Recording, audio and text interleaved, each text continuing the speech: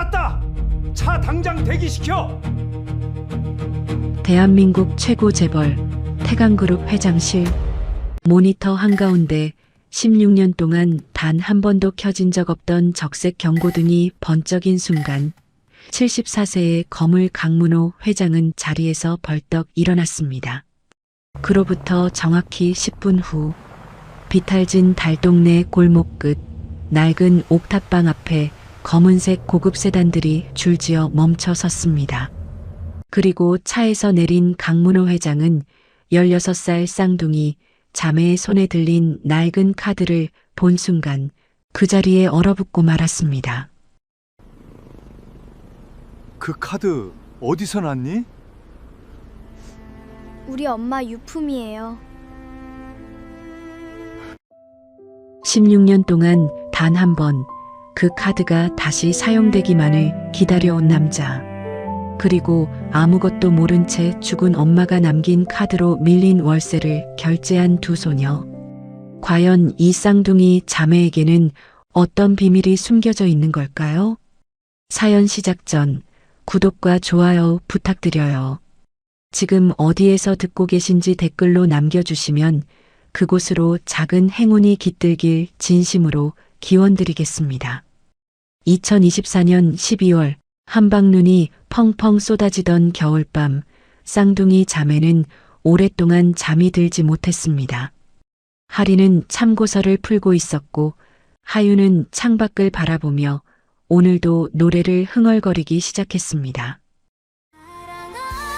사랑아 내 사랑아 울지 마요 내 사람아 눈이 와도 꽃이 져도 내 마음은 그대로야. 엄마 아빠가 살아계실 때 어릴 적부터 함께 부르던 노래였어요. 세상에 단 둘뿐인 쌍둥이 자매 하린과 하유는 힘이 들 때마다 이 노래를 불렀습니다. 다음 날 아침에도 달동네 꼭대기 옥탑방으로 올라가는 가파른 철제 계단 위로 눈송이가 쉴 새 없이 내려앉고 있었어요. 녹슨 철문에는 붉은 글씨로 적힌 퇴거 통보서가 바람에 펄럭이고 있었습니다. 밀린 월세 석 달치, 그 종이 한 장이 16살 쌍둥이 자매의 마지막 보금자리를 송두리째 위협하고 있었습니다. 쿵, 쿵, 쿵. 계단을 거칠게 올라오는 발소리가 점점 가까워졌습니다. 건물주 박만식이 사설 열쇠공 한 명과 덩치 큰 용역 직원 셋을 거느리고 옥탑방 앞에 섰습니다. 만식의 입에서 뿜어져 나오는 뜨거운 입김이 차가운 공기와 부딪혀 하얗게 퍼져나갔습니다. 야, 문 열어. 오늘이 마지막이라고 했잖아. 만식이 주먹으로 철문을 두드리자 문 안쪽에서 달그락거리는 소리가 났습니다. 잠시 뒤 삐걱거리며 문이 열리고 교복 위에 솜이 삐져나온 낡은 패딩을 걸친 두 소녀가 모습을 드러냈습니다. 쌍둥이 자매 서아린과 서하윤이었습니다. 언니 하린이 한 발 앞으로 나서며 동생을 등 뒤로 감쌌습니다. 하린의 입술은 추위 때문인지 두려움 때문인지 파랗게 질려 떨리고 있었지만 눈빛만큼은 단단하게 빛나고 있었어요. 아저씨, 사흘만 기다려주세요. 태강장학재단 특별 장학금 결과가 사흘 뒤에 나옵니다. 장학금 받으면 밀린 돈 전부 갚겠습니다. 하리는 그렇게 말하며 꽁꽁 언 시멘트 바닥 위에 무릎을 꿇었습니다. 차가운 냉기가 살갗을 파고들었고 교복 치마 끝이 젖은 바닥에 닿았습니다. 하린의 어깨가 한번 크게 떨렸지만 고개를 숙인 채 내뱉는 목소리만큼은 끝까지 무너지지 않았습니다. 만식은 하린의 머리 위로 시선을 던지며 코웃음을 쳤습니다. 재개발업자한테 건물 전체를 넘기기로 이미 도장까지 찍어둔 터라 사흘이고 하루고 기다릴 마음 따위는 애초에 없었거든요. 장학금? 그딴 걸 누가 믿냐? 당장 오늘 안으로 방 빼. 만식은 손에 든 서류를 흔들며 말했습니다. 오늘 강제 집행 들어간다고 분명히 통보했어. 나중에 억울하다고 울어봤자 소용없다. 만식이 턱짓으로 신호를 보내자 용역 직원들이 거친 걸음으로 문 안으로 밀고 들어왔습니다. 하윤이 두 팔을 벌려 방 안을 막아보려 했지만 덩치 큰 남자들의 힘에 밀려 비틀거리며 뒤로 물러났습니다. 용역 직원들은 방 안으로 밀고 들어와 자매의 책상 서랍을 열어젖혔습니다. 참고서와 공책, 낡은 이불보가 순식간에 비닐 포대 안으로 쓸려 들어갔습니다. 하윤이 그건 안 돼요. 하고 달려들자 한 직원이 포대를 계단 쪽으로 거칠게 끌고 나갔습니다. 그 바람에 참고서 몇 권과 성적표가 포대 밖으로 튀어나와 눈밭 위에 흩어졌습니다. 투둑, 투둑. 밤새워 공부하던 교과서들이 눈 위에 떨어지며 젖어들었습니다. 할인이 피땀 흘려 받아온 전교 1등 성적표가 바람에 날려 눈밭 위를 구르더니 하윤의 전교 2등 성적표 옆에 나란히 처박혔습니다. 두 장의 종이 위로 한방눈이 소복이 쌓여가고 있었어요. 그때 하윤이 비명처럼 외쳤습니다. 언니, 아빠 악보. 하윤은 맨손으로 눈을 헤치며 아버지 서민재가 남긴 유일한 자작곡 친필 악보를 움켜쥐었습니다. 악보 귀퉁이가 이미 눈에 젖어 번지기 시작했고 하윤의 손가락 끝이 차가운 종이를 잡느라 빨갛게 얼어 있었습니다. 하윤은 그 악보를 가슴 깊이 품에 안으며 입술을 꽉 깨물었습니다. 소란을 듣고 동네 주민 대여섯 명이 계단 아래로 몰려들었습니다. 만식은 주민들의 시선 앞에서도 눈 하나 깜짝하지 않고 오히려 큰 소리를 쳤습니다. 공부 잘하면 뭐합니까? 결국 월세 몇십만 원도 못 내서 쫓겨나는 신세인데 라며 조롱했지요. 주민들 사이에서 안타까운 한숨이 새어나왔지만 아무도 선뜻 나서지 못했습니다. 만식의 목소리는 점점 더 거칠어졌습니다. 할인이 몸을 일으켜 만식 앞을 온몸으로 가로막았습니다. 만식은 그런 할인을 비웃듯 내려다보더니 차마 입에 담지 못할 말을 뱉었습니다. 너희 엄마도 그렇게 버텼지. 돈도 없으면서 괜찮다고 조금만 기다려달라고. 그런데 결국 뭐가 남았냐? 너희 둘만 이렇게 남았잖아. 그 말이 떨어지는 순간 하윤의 얼굴이 종이처럼 하얗게 변했습니다. 하윤은 품속에서 엄마의 생전 사진이 담긴 작은 액자를 꺼내 두 손으로 꼭 쥐었습니다. 손가락 마디마디에 힘이 들어가 뼈가 드러날 만큼 하얗게 질려 있었어요. 하지만 만식이 불쑥 손을 뻗어 그 액자를 낚아챘습니다. 하윤이 놓지 않으려 안간힘을 썼지만 만식이 거칠게 잡아채는 바람에 액자는 하윤의 손에서 빠져나갔습니다. 만식이 액자를 빼앗듯 낚아챘습니다. 이런 거 붙잡고 올 시간 있으면 돈이나 구해와. 하윤이 다시 손을 뻗는 순간 만식이 액자를 뿌리치듯 밀어냈습니다. 액자는 계단 모서리에 부딪힌 뒤 아래로 굴러떨어졌고 쨍그랑 유리가 깨지는 소리가 골목에 울려 퍼졌습니다. 깨진 유리 파편 사이로 흙탕물에 반쯤 잠긴 엄마의 사진이 보였습니다. 웃고 있는 엄마의 얼굴 위로 더러운 물이 스며들고 있었습니다. 하윤은 그 자리에 주저앉아 소리 없이 울기 시작했습니다. 어깨가 들썩이는데도 목소리는 나오지 않았어요. 마치 울음소리마저 얼어붙어 버린 것 같았습니다. 하리는 동생의 어깨가 들썩이는 모습을 바라보았습니다. 그리고 눈밭에 짓밟힌 엄마의 사진을 보았습니다. 가슴 깊은 곳에서 뜨거운 무언가가 치밀어 올랐습니다.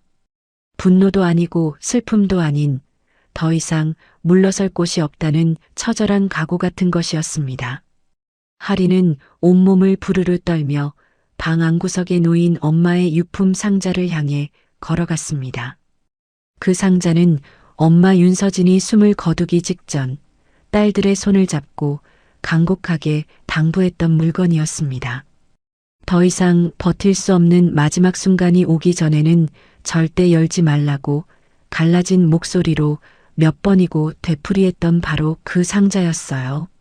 하리는 상자 앞에 멈춰 섰습니다. 하리나, 하윤아. 정말 마지막 순간이 오기 전까지는 이 상자 열지 마. 산소 마스크 너머로 흘러나오던 엄마의 목소리가 아직도 귓가에 남아 있었습니다. 하리는 이를 악물었습니다. 지금이 그 마지막 순간인지 아직은 아닌지 16살 하리는 도저히 판단할 수 없었습니다. 하린의 손이 상자 뚜껑 위에 닿았습니다. 손끝이 얼어서 감각이 거의 없었지만 심장은 미친 듯이 뛰고 있었습니다. 뚜껑을 여는 순간 낡은 천 사이에서 검은 바탕에 황금빛 문양이 새겨진 카드 한 장이 나타났습니다.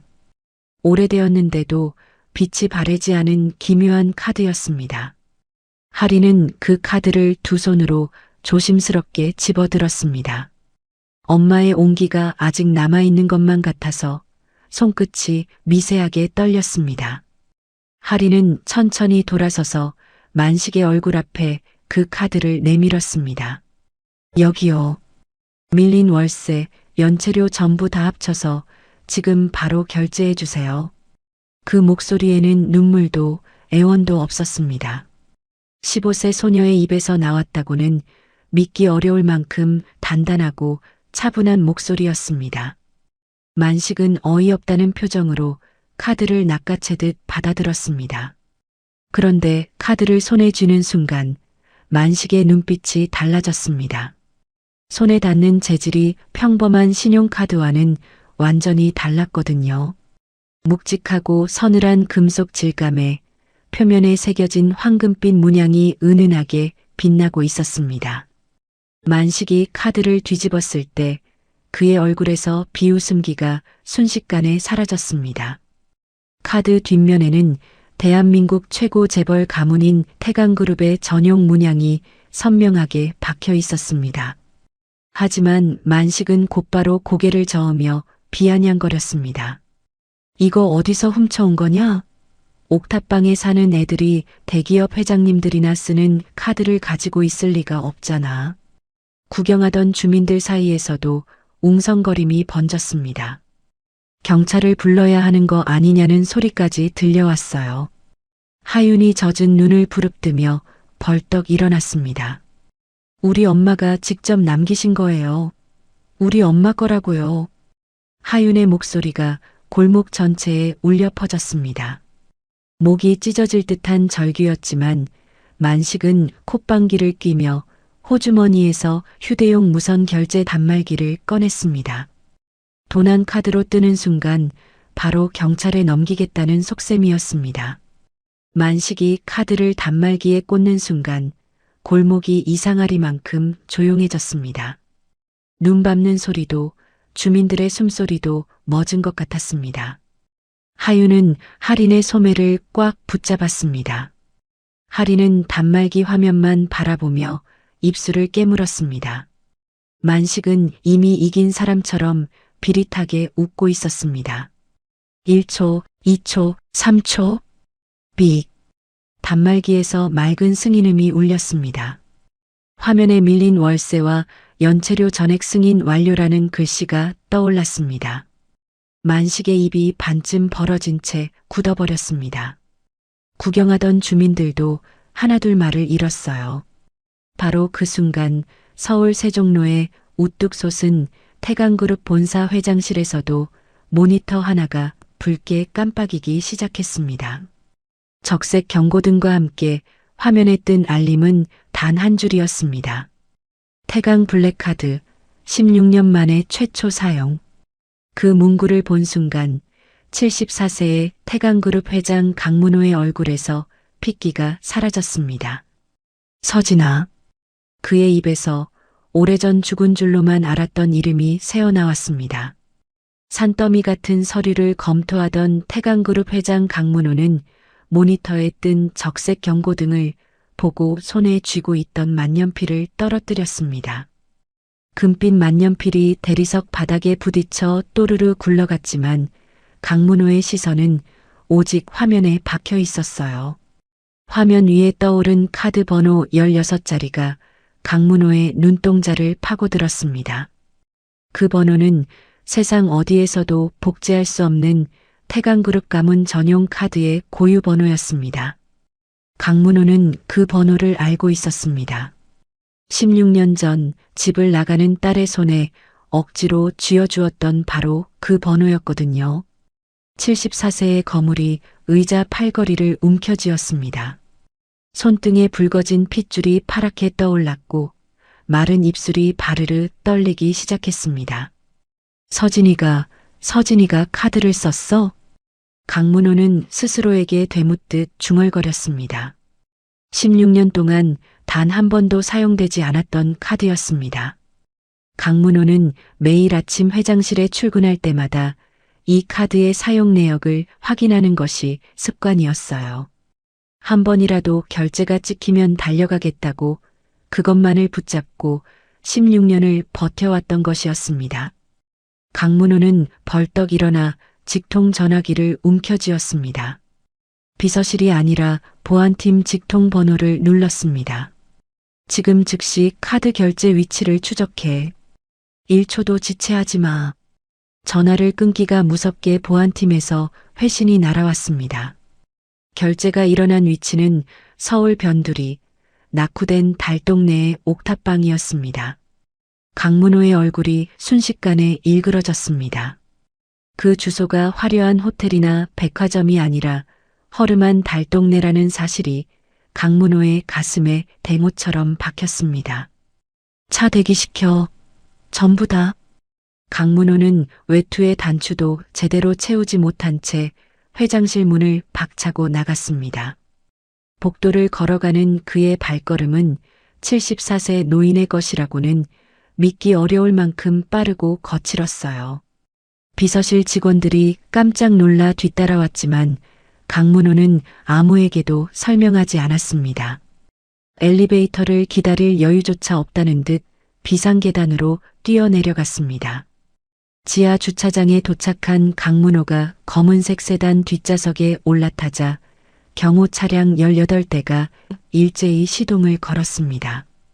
마치 전쟁터로 출격하는 부대처럼 검은 차들이 줄지어 태강그룹 본사 지하 주차장을 빠져나갔습니다.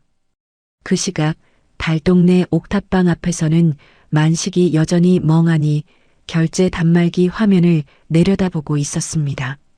분명히 도난 카드로 뜰 거라고 확신했는데 밀린 월세와 연체료 전액이 오류 하나 없이 깔끔하게 승인되어 버린 것이었습니다. 만식의 얼굴에서 여유와 비웃음이 싹 거쳤습니다. 하리는 만식의 손에서 카드를 되돌려 받으며 나지막하게 말했습니다.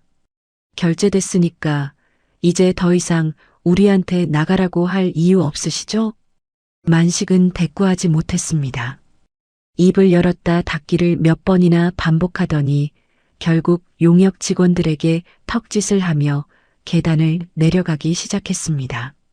주민들도 하나둘 흩어졌지만 수군거리는 소리는 골목 끝까지 이어졌어요.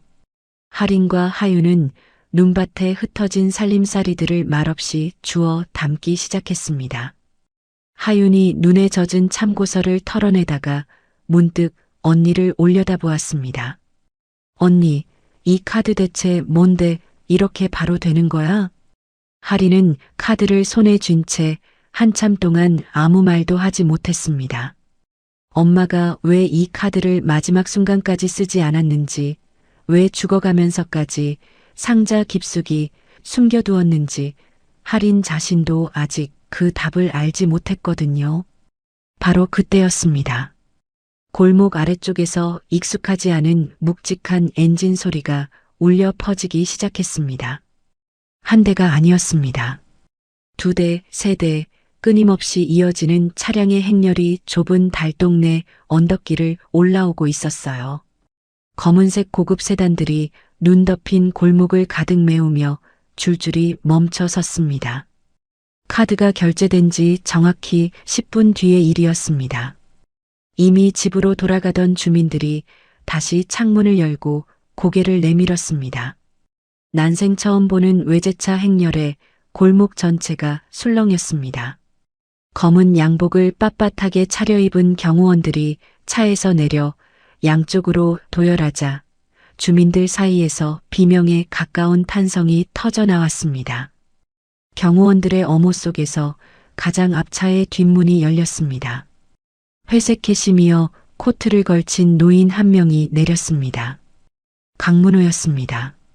제대로 채우지 못한 코트 단추 사이로 정장 셔츠가 구겨져 있었고 가파른 숨소리가 차가운 공기를 가르며 새어나왔습니다. 강문호는 앞뒤를 살필 겨를도 없이 가파른 옥탑방 계단을 한 칸씩 올라갔습니다. 경호원들이 부축하려 했지만 강문호는 그 손을 뿌리쳤습니다. 마지막 계단을 올라선 강문호의 눈에 가장 먼저 들어온 것은 눈밭에 아직 치우지 못한 낡은 이불과 젖은 책들이었습니다. 그리고 그 한가운데 서서 자신을 올려다보는 두 소녀가 보였습니다. 강문호의 시선이 할인의 오른손에 꼭 쥐어진 검은색 카드 위에 멈췄습니다. 황금빛 문양이 겨울 햇살에 반사되어 작게 빛나고 있었어요. 강문호의 두 다리가 휘청거렸습니다. 틀림없었습니다. 16년 전 자신이 딸의 손에 쥐어주었던 바로 그 카드였습니다. 강문호는 핏발이 선 눈으로 할인을 똑바로 바라보며 쉰 목소리를 짜냈습니다. 너 이 카드를 어디서 가져왔냐? 누가 준 거냐?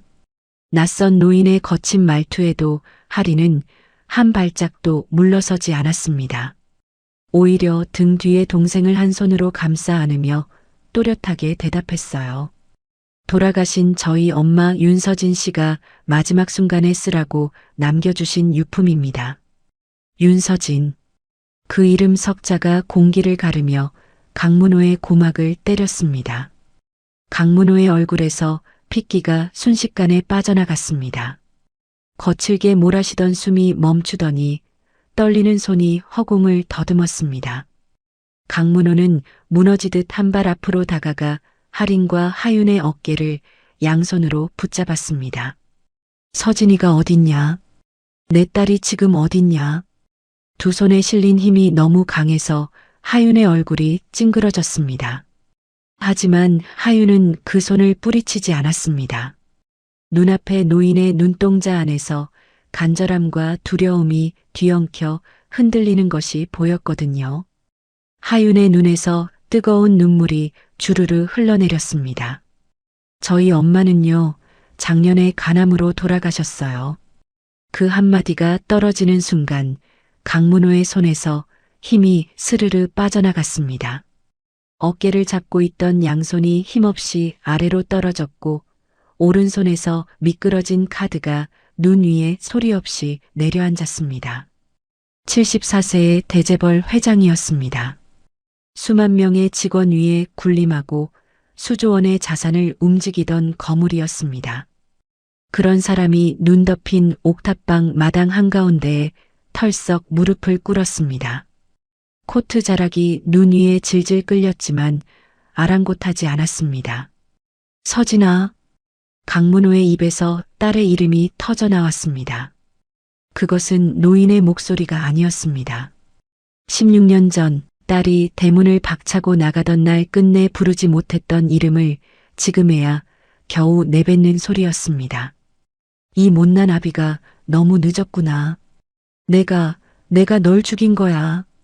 강문호의 통곡이 달동네 골목 전체를 뒤흔들었습니다. 경호원들은 고개를 돌렸고 창문 너머로 내다보던 주민들은 말없이 입을 다물었습니다. 한방눈은 멈출 줄 모르고 계속 내렸고 눈 위에 주저앉은 노인의 등 위로 하얀 눈송이가 소복이 쌓여가고 있었습니다. 할인과 하윤은 나란히 서서 울부짖는 노인을 내려다보았습니다. 두 자매는 아직 이 낯선 노인이 누구인지 정확히 알지 못했습니다. 하지만 엄마의 이름을 부르며 무너져 내리는 저 사람의 울음이 가짜가 아니라는 것만큼은 온몸으로 느낄 수 있었어요. 눈 위에 떨어진 검은 카드 위로 한방눈이 한 송이, 또 한 송이 내려앉고 있었습니다.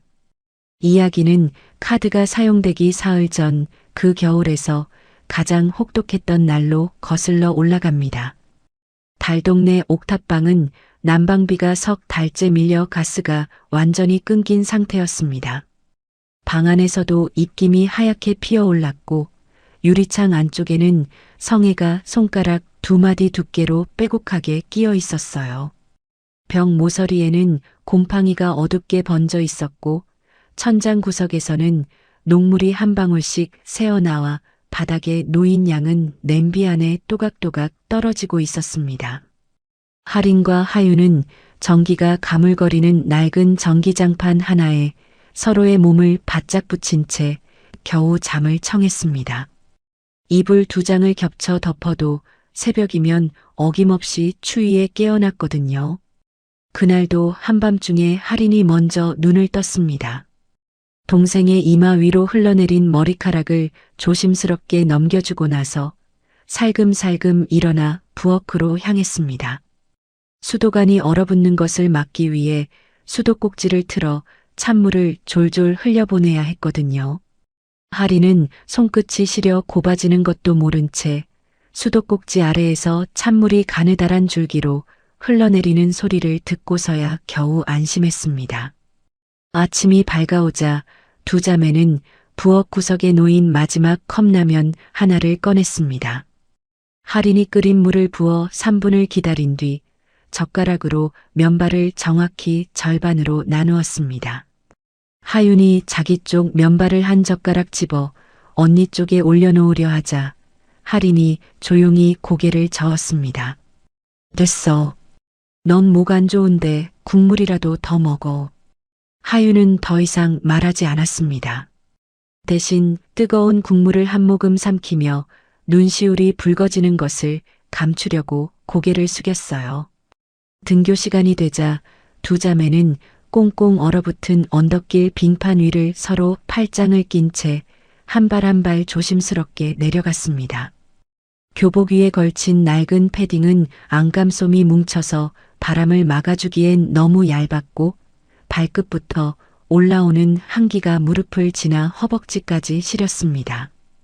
하윤이 미끄러질 뻔하자 할인이 재빨리 팔을 잡아 세웠고 두 자매는 서로를 더 꼭 붙잡은 채 걸음을 옮겼습니다. 하지만 이렇게 혹독한 날씨에도 두 자매가 학교를 빠진 적은 단 하루도 없었습니다. 엄마가 돌아가시기 전 마지막으로 당부한 말이 바로 그것이었거든요. 아무리 힘들어도 학교만큼은 절대 빠지지 말라고 갈라진 목소리로 몇 번이고 되풀이하셨습니다. 기말고사가 끝난 뒤 열린 정교 조회 시간이었습니다. 38세의 담임교사 이도겸이 강당 단상에 올라서서 이번 학기 종합 성적을 발표했습니다. 전교 1등 서아린. 이어서 도겸의 입에서 두 번째 이름이 나왔습니다. 전교 2등 서하윤. 강당 여기저기서 웅성거림이 퍼졌습니다. 전교 석차 상위 두 자리를 쌍둥이 자매가 모조리 휩쓸어 버린 것이었습니다. 박수 소리가 터져 나왔지만 할인과 하윤은 웃지 않았습니다. 두 자매는 나란히 고개를 숙인 채 조용히 박수를 받았어요.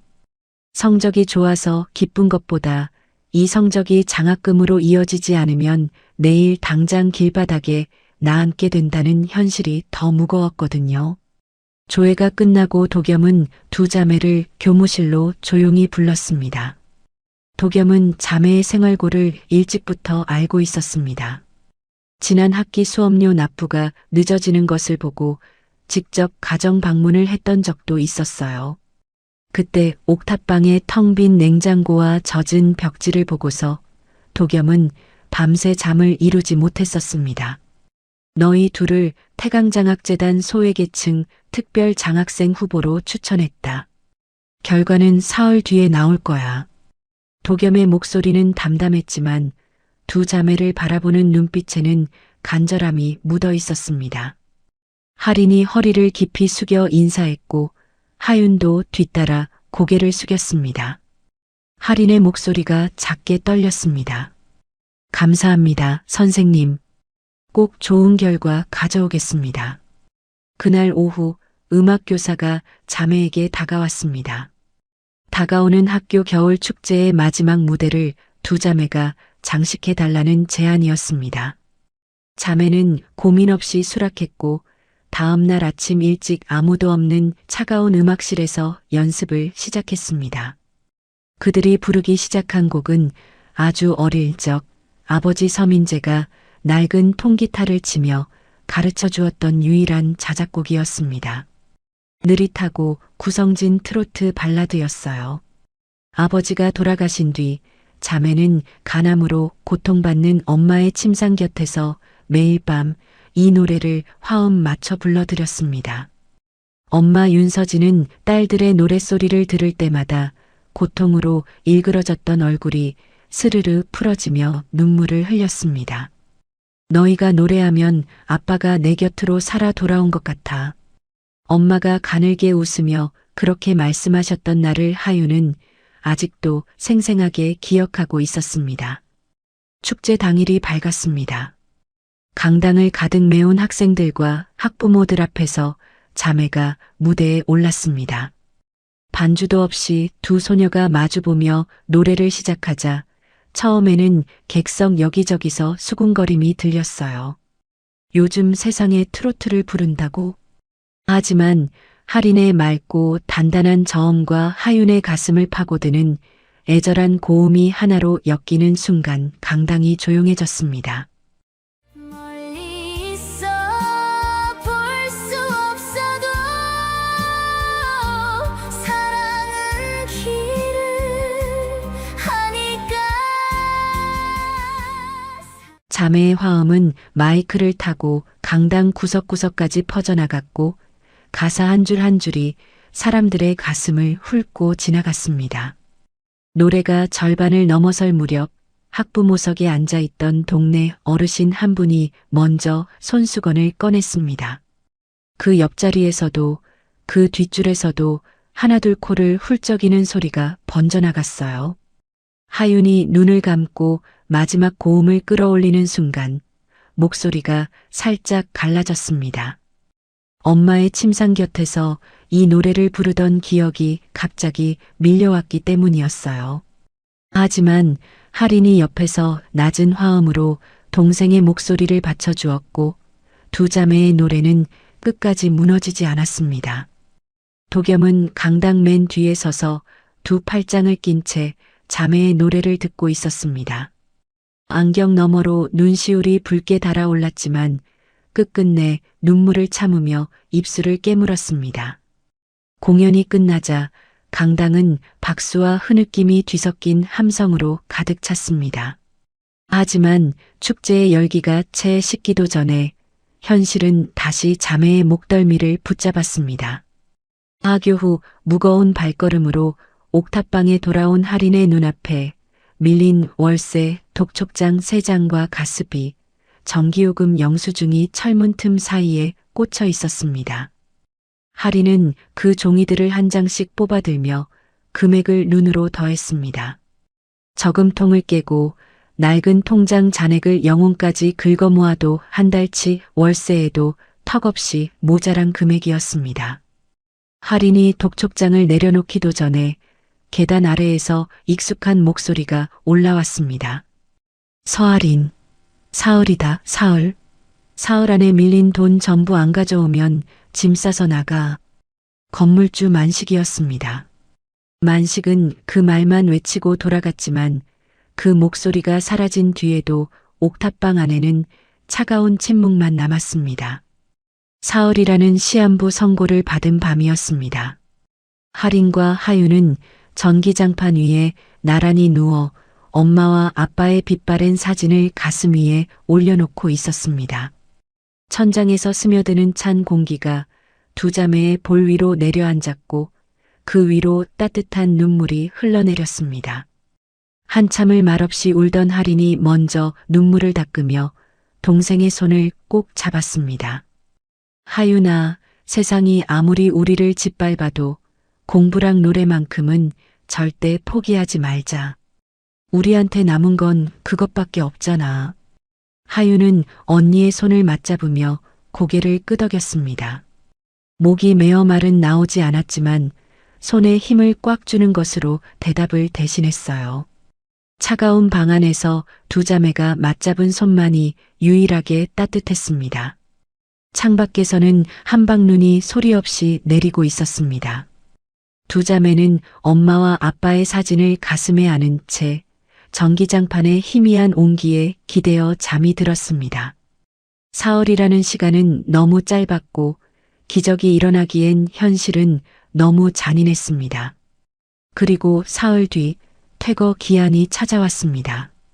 이야기는 16년 전으로 거슬러 올라갑니다.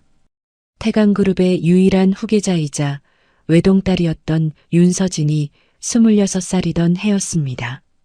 당시 서진은 태강그룹 본가 저택에서 남부러울 것 없이 자랐습니다. 어릴 적부터 전용 운전기사가 학교까지 데려다 주었고 방학마다 해외여행을 다녔으며 원하는 것은 무엇이든 손에 넣을 수 있었어요. 하지만 서진은 그런 삶에 한 번도 만족한 적이 없었습니다. 아버지 강문호가 새벽에 출근해서 밤늦게 돌아오는 동안 넓은 저택에서 혼자 밥을 먹고 혼자 잠드는 날이 더 많았거든요. 서진이 진짜로 원했던 것은 돈으로 살 수 없는 것들이었습니다. 대학을 졸업한 서진은 어느 가을 저녁 아버지 강문호 앞에 한 남자를 데리고 나타났습니다. 어깨에 먼지가 내려앉은 낡은 기타 가방을 메고 뒷굽이 달아 비뚤어진 구두를 신은 젊은 남자였습니다. 무명 가수 지망생 서민재였어요. 서진은 아버지의 눈을 똑바로 바라보며 말했습니다. 아버지, 이 사람이 제가 결혼할 사람이에요. 강문호는 딸의 옆에 서 있는 남자를 위아래로 훑어보았습니다. 기타 가방의 지퍼는 한쪽이 고장나 벌어져 있었고 셔츠 소매 끝은 닳아서 실밥이 풀려 있었습니다. 강문호의 입꼬리가 서서히 내려갔습니다.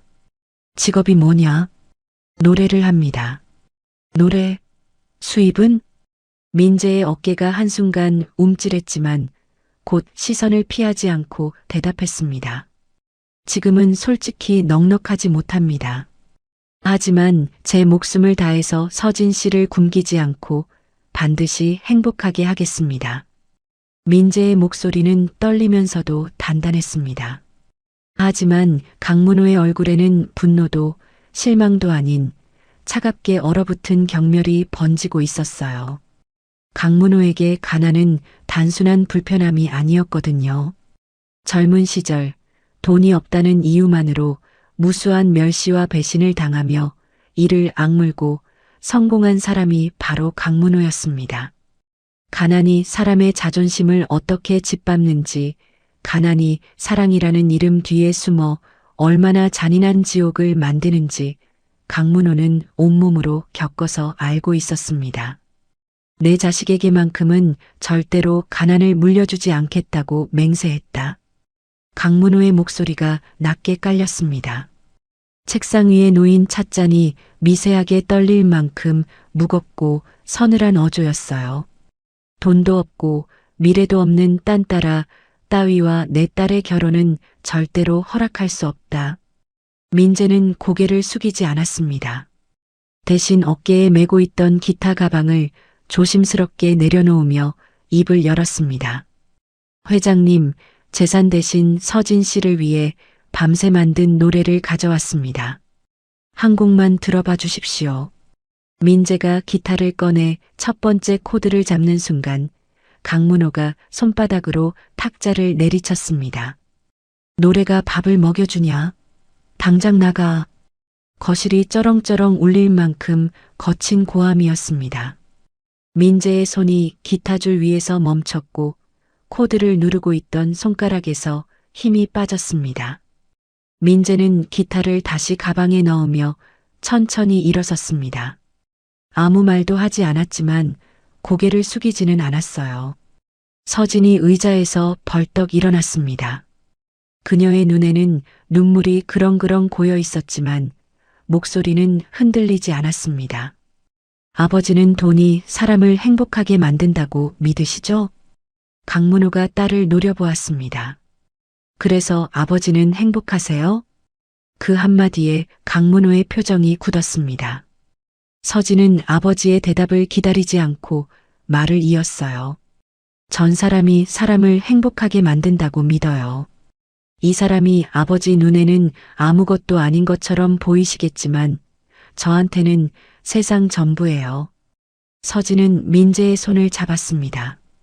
강문호의 얼굴이 분노로 벌겋게 달아올랐지만 서진은 뒤돌아보지 않았습니다. 태강그룹의 막대한 상속권도 호화로운 후계자의 삶도 아버지의 이름 아래 보장되던 모든 것을 미련 없이 내려놓은 채 현관문을 향해 걸어갔습니다.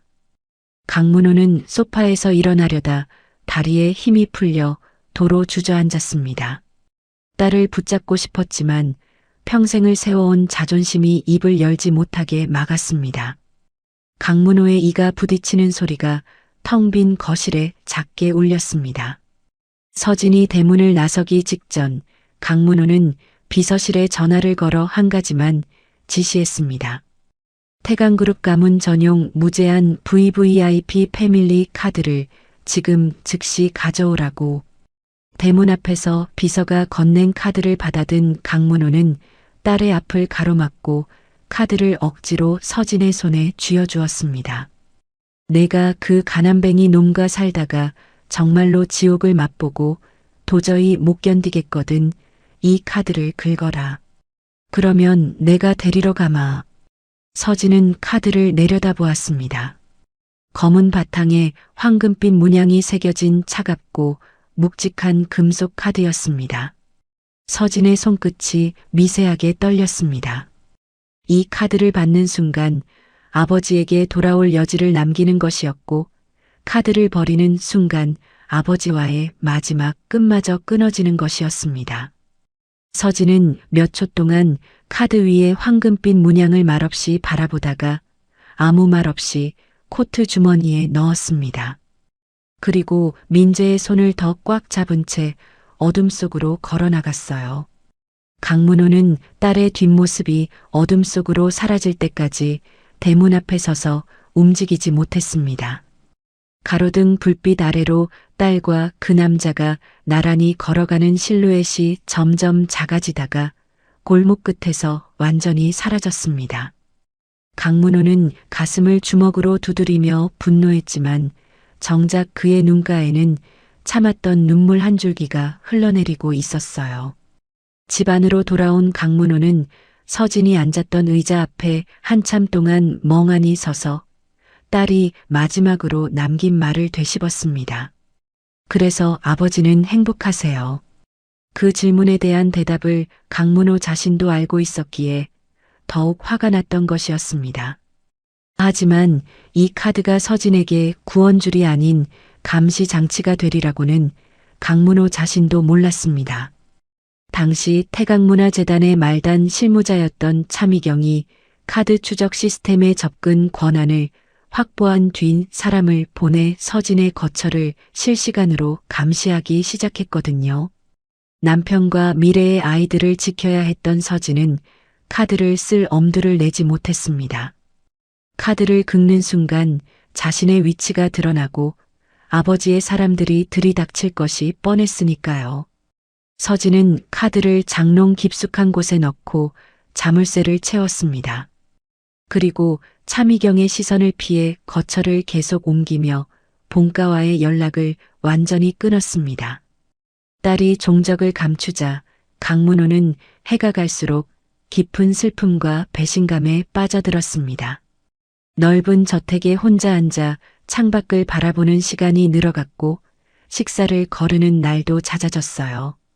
회의석상에서도 문득 멍하니 먼 곳을 바라보다가 비서의 기침 소리에 겨우 정신을 차리는 일이 반복되었습니다. 바로 그 틈을 파고든 사람이 차미경이었습니다. 차미경은 수년 동안 강문호의 식사를 챙기고 건강을 살피고 외로운 밤마다 격려의 말을 건네며 조금씩 신뢰를 쌓아갔습니다. 진심처럼 보였지만 그녀의 눈빛 깊은 곳에는 언제나 차가운 계산이 도사리고 있었어요. 결국 차미경은 강문호와의 재혼에 성공했고 태강문화재단 이사장 자리까지 꿰차며 실권을 거머쥐었습니다. 강문호는 차미경의 다정함이 진심이라고 믿었습니다. 딸을 잃은 자리를 채워줄 사람이 필요했고 차미경은 그 자리를 빈틈없이 메워주었으니까요. 새벽까지 불이 켜진 회장실에 직접 따뜻한 차를 가져다 주고 딸 이야기가 나오면 함께 한숨을 쉬며 눈시울을 붉히는 모습이 너무나 자연스러웠습니다. 하지만 그것은 철저하게 설계된 가면이었습니다. 차미경이 강문호의 곁에서 흘린 눈물 중 진심이었던 것은 단 한 방울도 없었어요. 강문호가 그 가면 뒤에 숨겨진 진짜 얼굴을 알게 되기까지는 아직 길고도 잔인한 세월이 남아 있었습니다. 본가와 인연을 끄는 민재와 서진은 달동네 외진 골목의 작은 반지하 단칸방에 둥지를 틀었습니다. 벽지는 곳곳이 들떠 있었고 장마철이면 창문 틈으로 빗물이 스며들어 바닥이 눅눅해졌어요. 하지만 그 좁은 방 안에서 두 사람은 누구보다 환하게 웃었습니다. 민재는 낮에는 공사 현장에서 시멘트 포대를 나르고 철근을 묶는 막노동을 했습니다. 거친 노동에 손바닥이 갈라지고 등이 휘어졌지만 저녁이면 기타를 들고 동네 작은 라이브 카페와 행사장을 돌며 노래하는 일만큼은 절대 포기하지 않았어요. 서진은 그런 남편이 돌아올 때마다 따뜻한 된장찌개를 끓여놓고 기다렸습니다. 민재가 현관문을 열고 들어서면 서진이 먼저 기타 가방을 받아들었고 둘은 좁은 밥상 앞에 마주 앉아 하루의 이야기를 나누며 웃었습니다. 그렇게 2년이 흐른 어느 겨울 온 세상이 하얗게 눈으로 뒤덮였던 유난히도 추운 날 쌍둥이 자매 할인과 하윤이 세상에 태어났습니다. 분만실에서 나온 간호사가 두 아기를 민재의 품에 안겨주었을 때 민재는 한동안 말을 잇지 못했어요. 주먹보다 작은 얼굴 두 개가 나란히 눈을 감고 고른 숨을 쉬는 모습을 내려다보며 민재의 눈에서 굵은 눈물이 뚝뚝 떨어졌습니다. 그날 밤부터 민재는 갓 태어난 쌍둥이를 품에 안고 자신이 만든 자작곡의 멜로디를 자장가처럼 불러주었습니다. 느릿하고 구성진 곡조의 아기들은 칭얼거리다가도 금세 잠이 들었고 서진은 침대 옆에서 그 모습을 바라보며 조용히 미소 지었어요. 아이들이 옹알이를 끝내고 말을 배우기 시작하자 민재는 두 딸을 무릎에 앉히고 노래의 가장 아름다운 후렴구 화음을 직접 가르쳤습니다. 할인에게는 낮은 음을, 하윤에게는 높은 음을 맡겼어요. 서너 살배기 아이들이 옹알이 같은 발음으로 따라 부르는 모습이 어찌나 귀여웠는지 민재는 배를 잡고 웃다가도 딸들의 음정이 맞아떨어지는 순간에는 눈시울을 붉혔습니다. 이 노래는 유명해지려고 만든 노래가 아니야. 민재는 무릎 위에 두 딸을 번갈아 바라보며 말했습니다. 우리 가족이 힘들 때 서로를 일으켜 세워줄 노래야. 아빠가 없어도 이 노래를 부르면 아빠가 옆에 온 것처럼 느껴질 거야. 할인과 하윤은 아버지의 말뜻을 온전히 이해하기엔 너무 어렸습니다. 하지만 아빠의 따뜻한 무릎 위에서 아빠의 목소리에 맞춰 노래하는 그 시간이 좋았기에 두 아이는 그날 이후 하루도 빼놓지 않고 아빠와 함께 노래했습니다. 반지하 창문으로 들어오는 작은 햇살 아래서 세 부녀가 마주보고 노래하는 모습을 서진은 문틀에 기대 서서 바라보았습니다. 이 순간만큼은 세상의 어떤 부귀영화도 부럽지 않았어요. 서진은 아버지의 재산을 버리고 이 남자의 손을 잡았던 자신의 선택을 단 한 번도 후회하지 않았습니다. 한편 세월이 흐르며 딸이 점점 그리워진 강문호는 전국의 탐정사무소에 거액을 쏟아부으며 딸의 행방을 다시 수소문하기 시작했습니다. 이 사실을 알게 된 차미경은 표정 하나 변하지 않은 채 자신의 오른팔인 비서실장 고태섭을 조용히 불렀습니다. 이번에도 없었던 걸로 해. 차미경의 목소리는 조용했지만 그 안에 담긴 차가움은 서리빨 같았습니다. 태섭은 아무 말 없이 고개를 끄덕였어요. 태섭은 본사로 도착하는 수색 자료를 하나하나 가로챈 뒤 강문호에게는 날조된 허위 보고서만 올렸습니다. 보고서에는 서진이 남편과 함께 이미 해외로 이민을 떠나 현지에서 정착한 것으로 추정된다는 거짓 내용이 적혀 있었어요. 딸이 자신을 완전히 버리고 나라 밖으로 도망쳤다고 믿게 된 강문호는 서재에 혼자 앉아 오랫동안 창밖을 바라보았습니다. 딸의 어릴 적 사진이 들어있던 액자를 서랍 깊숙이 넣어버린 날, 강문호의 어깨는 눈에 띄게 축 처져 있었습니다. 그런 사실을 까맣게 모르는 민재와 서진의 가정에는 소박하지만 행복한 나날이 이어지고 있었습니다. 하지만 언제나 그랬듯이 행복은 오래가지 않았어요. 어느 날 저녁, 민재가 장롱 깊숙이 넣어둔 카드를 말없이 바라보고 서 있는 서진의 뒷모습을 발견했습니다. 민재는 조용히 다가가 아내의 어깨에 손을 얹었습니다. 정말 당신과 아이들이 위험해지는 날이 오면 그때는 망설이지 말고 써. 서진이 고개를 돌려 남편을 바라보았습니다. 민재는 쓸쓸하게 웃으며 덧붙였어요. 하지만 내 실패를 증명하기 위해 쓰지는 않았으면 좋겠어. 서진은 아무 말 없이 카드를 다시 상자 속에 넣으며 고개를 끄덕였습니다. 서진에게 그 카드는 돈이 아니었습니다. 아버지의 세계로 돌아가겠다는 항복 선언이자 남편과 쌓아온 모든 것이 실패였음을 인정하는 증거처럼 느껴졌거든요. 그로부터 얼마 지나지 않은 어느 늦은 밤이었습니다.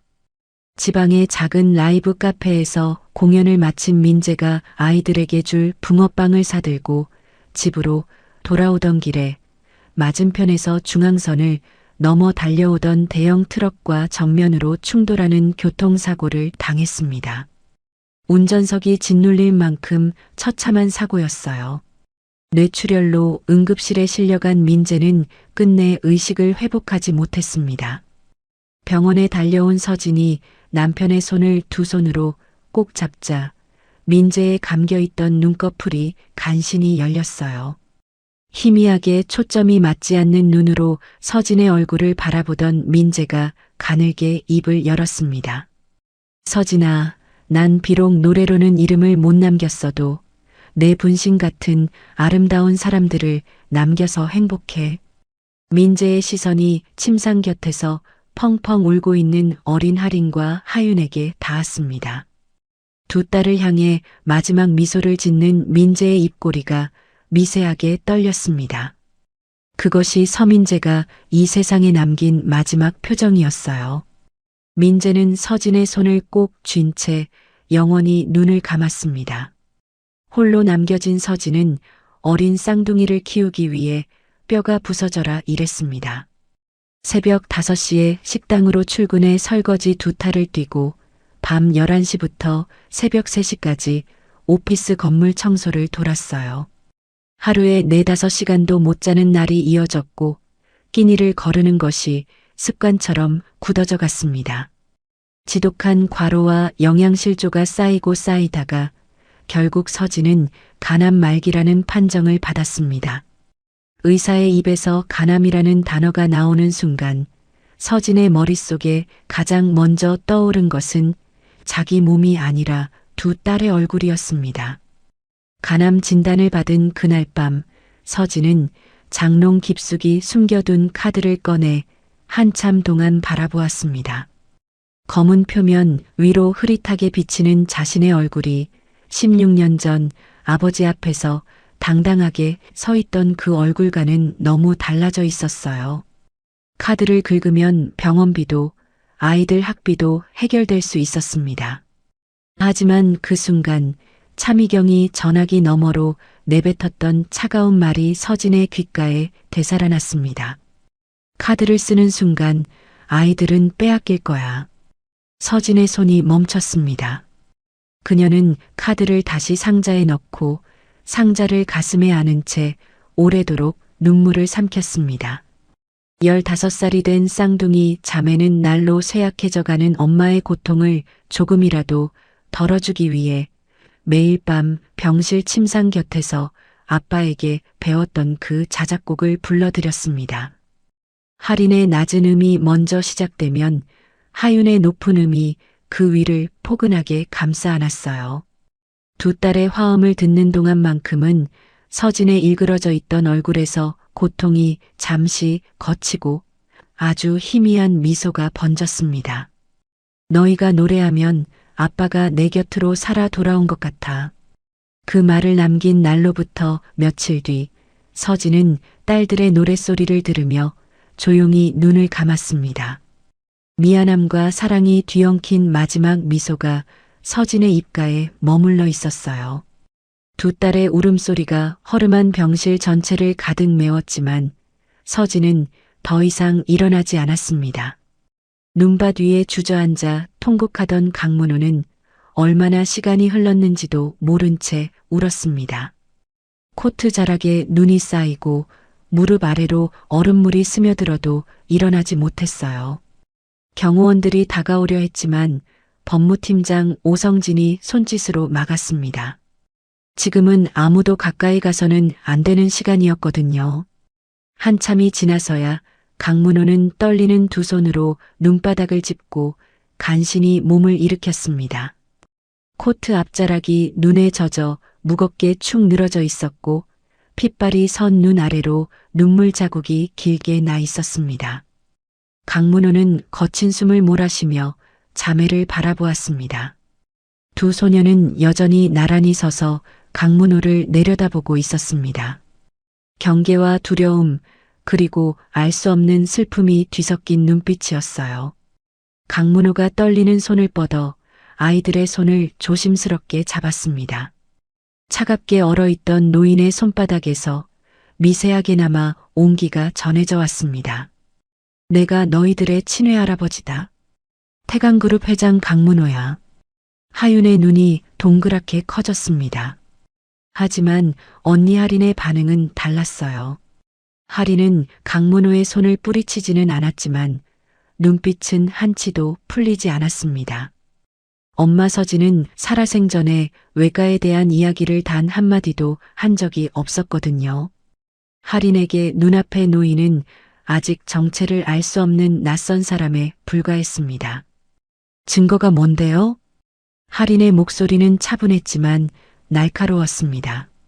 15세 소녀가 74세의 대재벌 회장 앞에서 기죽지 않고 증거를 요구하는 모습에 뒤에 서 있던 경호원들이 살짝 움찔했어요. 강문호는 코트 안주머니에서 자신의 VVIP 카드를 꺼내 할인이 쥐고 있는 카드와 나란히 놓았습니다. 두 카드의 디자인과 문양이 완벽하게 일치했습니다. 강문호는 카드 뒷면에 새겨진 고유 발급번호 16자리를 한 글자도 틀리지 않고 읊었어요. 그리고 17년 전 딸에게 카드를 건네며 했던 말을 떨리는 목소리로 되풀이했습니다. 내가 그 가난뱅이 놈과 살다가 정말로 지옥을 맛보고 도저히 못 견디겠거든. 이 카드를 긁어라. 그 말을 하고 카드를 쥐어줬다. 할인의 눈빛이 흔들렸습니다. 엄마가 남긴 상자 속에 카드와 함께 접혀있던 작은 메모에 적혀있던 문장과 정확히 같은 말이었거든요. 할인은 입술을 깨물며 아무 말도 하지 못했습니다. 그때 하윤이 한 발 앞으로 나서며 입을 열었습니다. 눈물에 젖은 목소리였지만 또박또박 힘을 주어 말했어요. 엄마는 돌아가시기 직전까지 이 카드를 한 번도 안 쓰셨어요. 병원비가 없어서 진통제도 못 사고 아파서 밤새 끙끙 앓으시면서도 상자에서 카드를 꺼내 보기만 하고 다시 넣으셨어요. 그 말을 듣는 순간 강문호의 얼굴이 종이처럼 하얗게 변했습니다. 딸이 죽어가는 순간까지도 자신이 준 거대한 돈에 기대지 않았다는 사실이었습니다. 딸은 끝끝내 카드를 긁지 않음으로써 자신의 선택이 실패가 아니었음을 증명한 것이었어요. 강문호는 가슴팍을 움켜쥐며 비틀거렸습니다. 서진이가 죽으면서도 이 카드를 안 썼다고? 강문호의 목소리가 갈라졌습니다. 하윤은 고개를 끄덕이며 말을 이었어요. 저희 둘이서 엄마 장례식도 치렀어요. 친척도 없고 도와주는 사람도 없었어요. 13살이었는데 저희끼리 장례식장에서 절하고 화장장까지 갔어요. 13살짜리 아이 둘이 일가 친척 하나 없이 엄마의 장례를 치렀다는 말에 강문호는 두 눈을 질끈 감았습니다. 주름진 눈꺼풀 사이로 뜨거운 눈물이 비어져 나왔습니다. 정신을 차린 강문호는 눈밭 위에 흩어져 있던 자매의 성적표를 집어들었습니다. 눈에 젖어 구겨진 종이를 자신의 실크 손수건으로 조심스럽게 닦았어요. 전교 1등, 전교 2등이라는 글씨가 손수건 위로 드러났습니다. 강문호의 손끝이 미세하게 떨렸습니다. 이어서 눈 위에 떨어져 있던 아버지 민재의 친필 악보를 주워들고 젖은 부분을 천천히 닦아냈습니다. 악보 위에 민재가 직접 적어 넣은 가사와 음표들이 하나둘 모습을 드러냈어요. 강문호는 법무팀장 오성진을 돌아보며 서슬퍼런 목소리로 지시했습니다. 건물주 박만식이라는 작자, 미성년자 주거지 불법 퇴거에 협박까지 했어. 법정 최고형을 받게 해.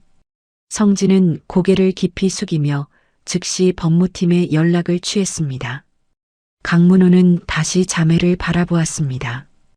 얇디얇은 패딩 속에서 추위에 떨고 있는 두 소녀의 모습이 17년 전 대문을 나서던 딸의 뒷모습과 겹쳐 보였습니다. 내 핏줄들을 더 이상 이런 데 둘 수 없다. 지금 당장 할아버지 집으로 가자. 자존심 강한 하리는 고개를 저으려 했습니다.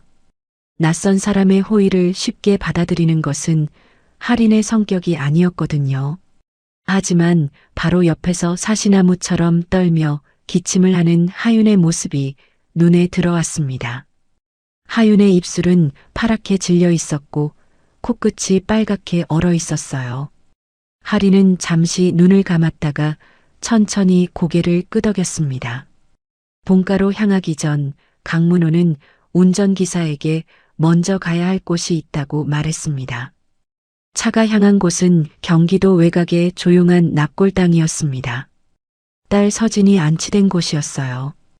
회색 대리석으로 둘러싸인 차가운 봉안실 안에서 강문호는 딸의 유골함 앞에 무릎을 꿇었습니다.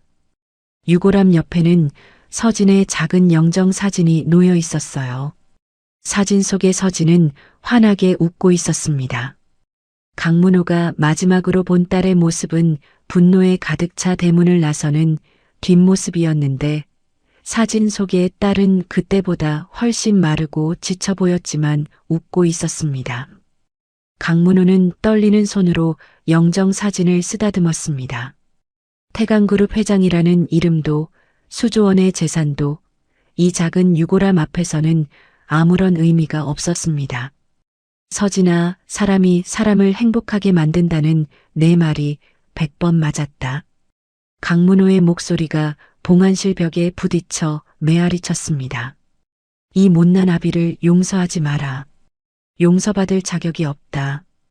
강문호가 유골함 위에 이마를 대고 오열하는 순간 뒤에 서 있던 하윤이 아주 작은 목소리로 노래를 흥얼거리기 시작했습니다. 아버지 민재에게 배운 자작곡의 후렴이었어요. 봉안실의 차가운 공기를 타고 퍼져나가는 그 선율은 17년 전 강문호가 끝까지 듣지 않고 끊어버렸던 바로 그 노래였습니다. 강문호의 몸이 돌처럼 굳었습니다. 주먹을 쥔 손이 바르르 떨렸고 감겨있던 눈에서 눈물이 쉬지 않고 흘러내렸습니다. 할인이 동생 옆에 나란히 서서 낮은 화음을 보탰습니다. 두 자매의 목소리가 하나로 합쳐지자 봉안실 전체가 잔잔한 울림으로 가득 찼어요. 강문호는 처음으로 사위의 노래를 끝까지 들었습니다. 17년 전에는 단 한 소절도 허락하지 않았던 그 노래를 손녀들의 목소리로 처음부터 끝까지 들으며 소리 없이 울었습니다. 할인과 하유는 노래를 부르면서 깨달았습니다. 눈앞에 노인이 엄마를 미워했던 것이 아니라는 것을요. 너무나 서투르고 너무나 잘못된 방식으로, 그래서 결국 모든 것을 놓쳐버린 채로 이 사람은 평생을 후회하며 살아왔던 것이었습니다. 노래가 끝나고 긴 침묵이 흘렀습니다. 강문호가 무릎에서 천천히 일어나며 두 손녀의 손을 꼭 잡았습니다. 그 손에는 더 이상 재벌 회장의 위험 따위는 없었습니다. 그저 손녀들을 놓치면 안 된다는 절박함만이 가득했어요. 그날 저녁 강문호가 두 손녀를 태강그룹 본가로 데려가 직계가족으로 보호하겠다고 선언했습니다. 그 소식이 본가에 전해지는 순간 차미경 이사장의 얼굴에서 핏기가 사라졌습니다. 찻잔을 들고 있던 손이 덜덜 떨려 차가 쏟아졌지만 차미경은 그것조차 알아채지 못했어요. 수십 년 동안 공들여 쌓아 올린 자리가 무너질 수 있다는 공포가 온몸을 감싸고 있었습니다. 차미경은 안절부절 못하며 거실을 서성이다가 밤이 깊어서야 자신의 충직한 사냥개 고태섭을 서재로 은밀히 불러들였습니다. 태강그룹 본가 저택에 검은색 세단 행렬이 도착했을 때 할인과 하유는 차 안에서 창밖을 말없이 바라보았습니다. 달동네 옥탑방에서는 상상도 못했던 풍경이 눈앞에 펼쳐져 있었어요. 높은 돌담장 너머로 보이는 저택은 학교 운동장만큼이나 넓었고 정원에는 눈이 소복이 내려앉은 소나무들이 줄지어 서 있었습니다. 자매는 차에서 내리면서도 서로의 손을 놓지 않았어요. 하윤이 언니의 손을 더 꽉 쥐었습니다. 정문 앞에는 이미 한 여자가 서서 기다리고 있었습니다. 차미경 이사장이었어요. 차미경은 가증스러울 정도로 화사한 미소를 지으며 현관 계단을 내려와 차문이 열리기도 전에 두 팔을 벌렸습니다. 어머나, 우리 아이들이구나. 어서 와, 어서 와. 차미경은 차에서 내리는 할인과 하윤의 거친 손을 꼭 잡으며 눈물까지 글썽였습니다. 할머니란다. 그동안 얼마나 고생이 많았니? 이제 다 괜찮아. 하윤은 따뜻한 말에 어깨의 긴장이 살짝 풀렸지만 언니 할인의 반응은 달랐습니다. 할인은 차미경의 손을 잡은 채 그녀의 눈을 똑바로 바라보았습니다. 미소 짓는 입과 달리 눈빛의 밑바닥에서 스치듯 지나가는 서늘하고 날카로운 무언가를 포착했거든요. 마치 웃는 얼굴 뒤에 전혀 다른 표정을 감추고 있는 사람의 눈이었습니다. 할인의 등골에 차가운 것이 훑고 지나갔어요. 다음 날 아침 강문호는 가문의 주요 가신들과 태강그룹 핵심 임원진을 본가 대회의실로 전원 소집했습니다. 긴 대리석 탁자 양쪽에 빈틈없이 들어앉은 정장 차림의 사람들 앞에서 강문호가 무거운 입을 열었습니다. 이 아이들은 내 딸 윤서진의 친딸이다. 오늘부로 태강그룹 직계가족으로 선언한다. 회의실에 웅성거림이 번졌습니다. 임원들끼리 시선을 주고받았고 누군가는 서류를 뒤적이며 고개를 갸우뚱했어요. 그때 차미경이 부드러운 미소를 유지한 채 손을 들었습니다. 회장님, 물론 저도 이 아이들을 환영하는 마음은 한결같습니다. 다만 아무리 그래도 정식 검증 없이 재벌가의 직계로 인정하는 것은 대외적으로 위험 부담이 크지 않을까요? 차미경의 목소리는 마치 가문을 걱정하는 현명한 안주인처럼 들렸습니다. 하지만 할인은 차미경의 입꼬리가 미세하게 올라가는 것을 놓치지 않았어요. 유전자 검사 결과를 확실히 확인하고 가족으로 인정해도 늦지 않습니다. 임원 몇 명이 고개를 끄덕이며 동조했습니다. 강문호는 잠시 침묵하더니 탁자를 짚고 일어서며 낮은 목소리로 못을 박았습니다. 정식 검사는 법무팀 주도로 즉시 진행한다. 다만 결과가 나오기 전이라도 이 아이들은 내 손녀다. 누구든 함부로 대하는 자는 내가 용납하지 않겠다. 회의가 끝나자 차미경은 우아한 걸음으로 자신의 방으로 돌아갔습니다. 문을 닫는 순간 미소가 싹 거쳤습니다. 거울 앞에 선 차미경의 얼굴에는 차갑게 일그러진 분노만이 남아 있었어요. 차미경은 태섭의 멱살을 잡듯 셔츠 칼날을 움켜쥐며 이를 갈았습니다. 16년 동안 우리가 한 짓, 편지 빼돌린 기록, 허위 보고서 전부 다 지하 창고로 옮겨. 서류 한 장이라도 남으면 우리 둘 다 끝이야. 태섭은 질린 얼굴로 고개를 끄덕이며 서둘러 방을 나갔습니다. 차미경의 머릿속은 빠르게 돌아가고 있었습니다. 쌍둥이 자매가 강문호의 정식 상속권을 얻는 순간 자신이 수십 년간 공들여 장악한 태강문화재단과 수천억 원의 자선이 전부 물거품이 되어버리는 것이었습니다. 이사장 직함도 카드도 이 저택에서의 안락한 삶도 전부 사라지게 됩니다. 차미경은 드레싱 테이블 앞에 앉아 거울 속 자신의 얼굴을 들여다보았습니다. 거울 속에 비친 눈동자가 차갑게 빛나고 있었어요. 차미경은 창밖을 바라보며 차갑게 중얼거렸습니다. 애들이 스스로 이 집에서 나가게 만들어야 해. 다음 날 아침 자매가 다니는 학교 자유 게시판에 익명의 글이 올라왔습니다. 달동네 옥탑방에 살던 사기꾼 쌍둥이가 재벌 회장 손녀 행세를 한다는 내용이었어요. 동시에 지역 대형 맘카페에도 같은 내용의 폭로 글이 퍼져나갔습니다. 댓글이 수백 개씩 달리면서 온갖 추측과 비난이 눈덩이처럼 불어났습니다. 학교 복도에서 수군거리는 시선들이 자매를 향했습니다. 아침 등교길부터 달라진 분위기가 느껴졌어요. 같은 반 친구들이 자매를 보며 고개를 돌렸고 쉬는 시간에는 대놓고 손가락질을 하며 장학금을 가로채려고 연기한 거라고 쏘아붙이는 학생들도 있었습니다. 심지어 사물함에 욕설이 적힌 쪽지가 꽂혀 있기까지 했어요. 하유는 그 쪽지를 꺼내 읽다가 손이 떨려 바닥에 떨어뜨렸습니다. 고개를 숙이며 입술을 꽉 깨물었지만 눈물이 턱 끝까지 차오르는 것을 막을 수 없었어요.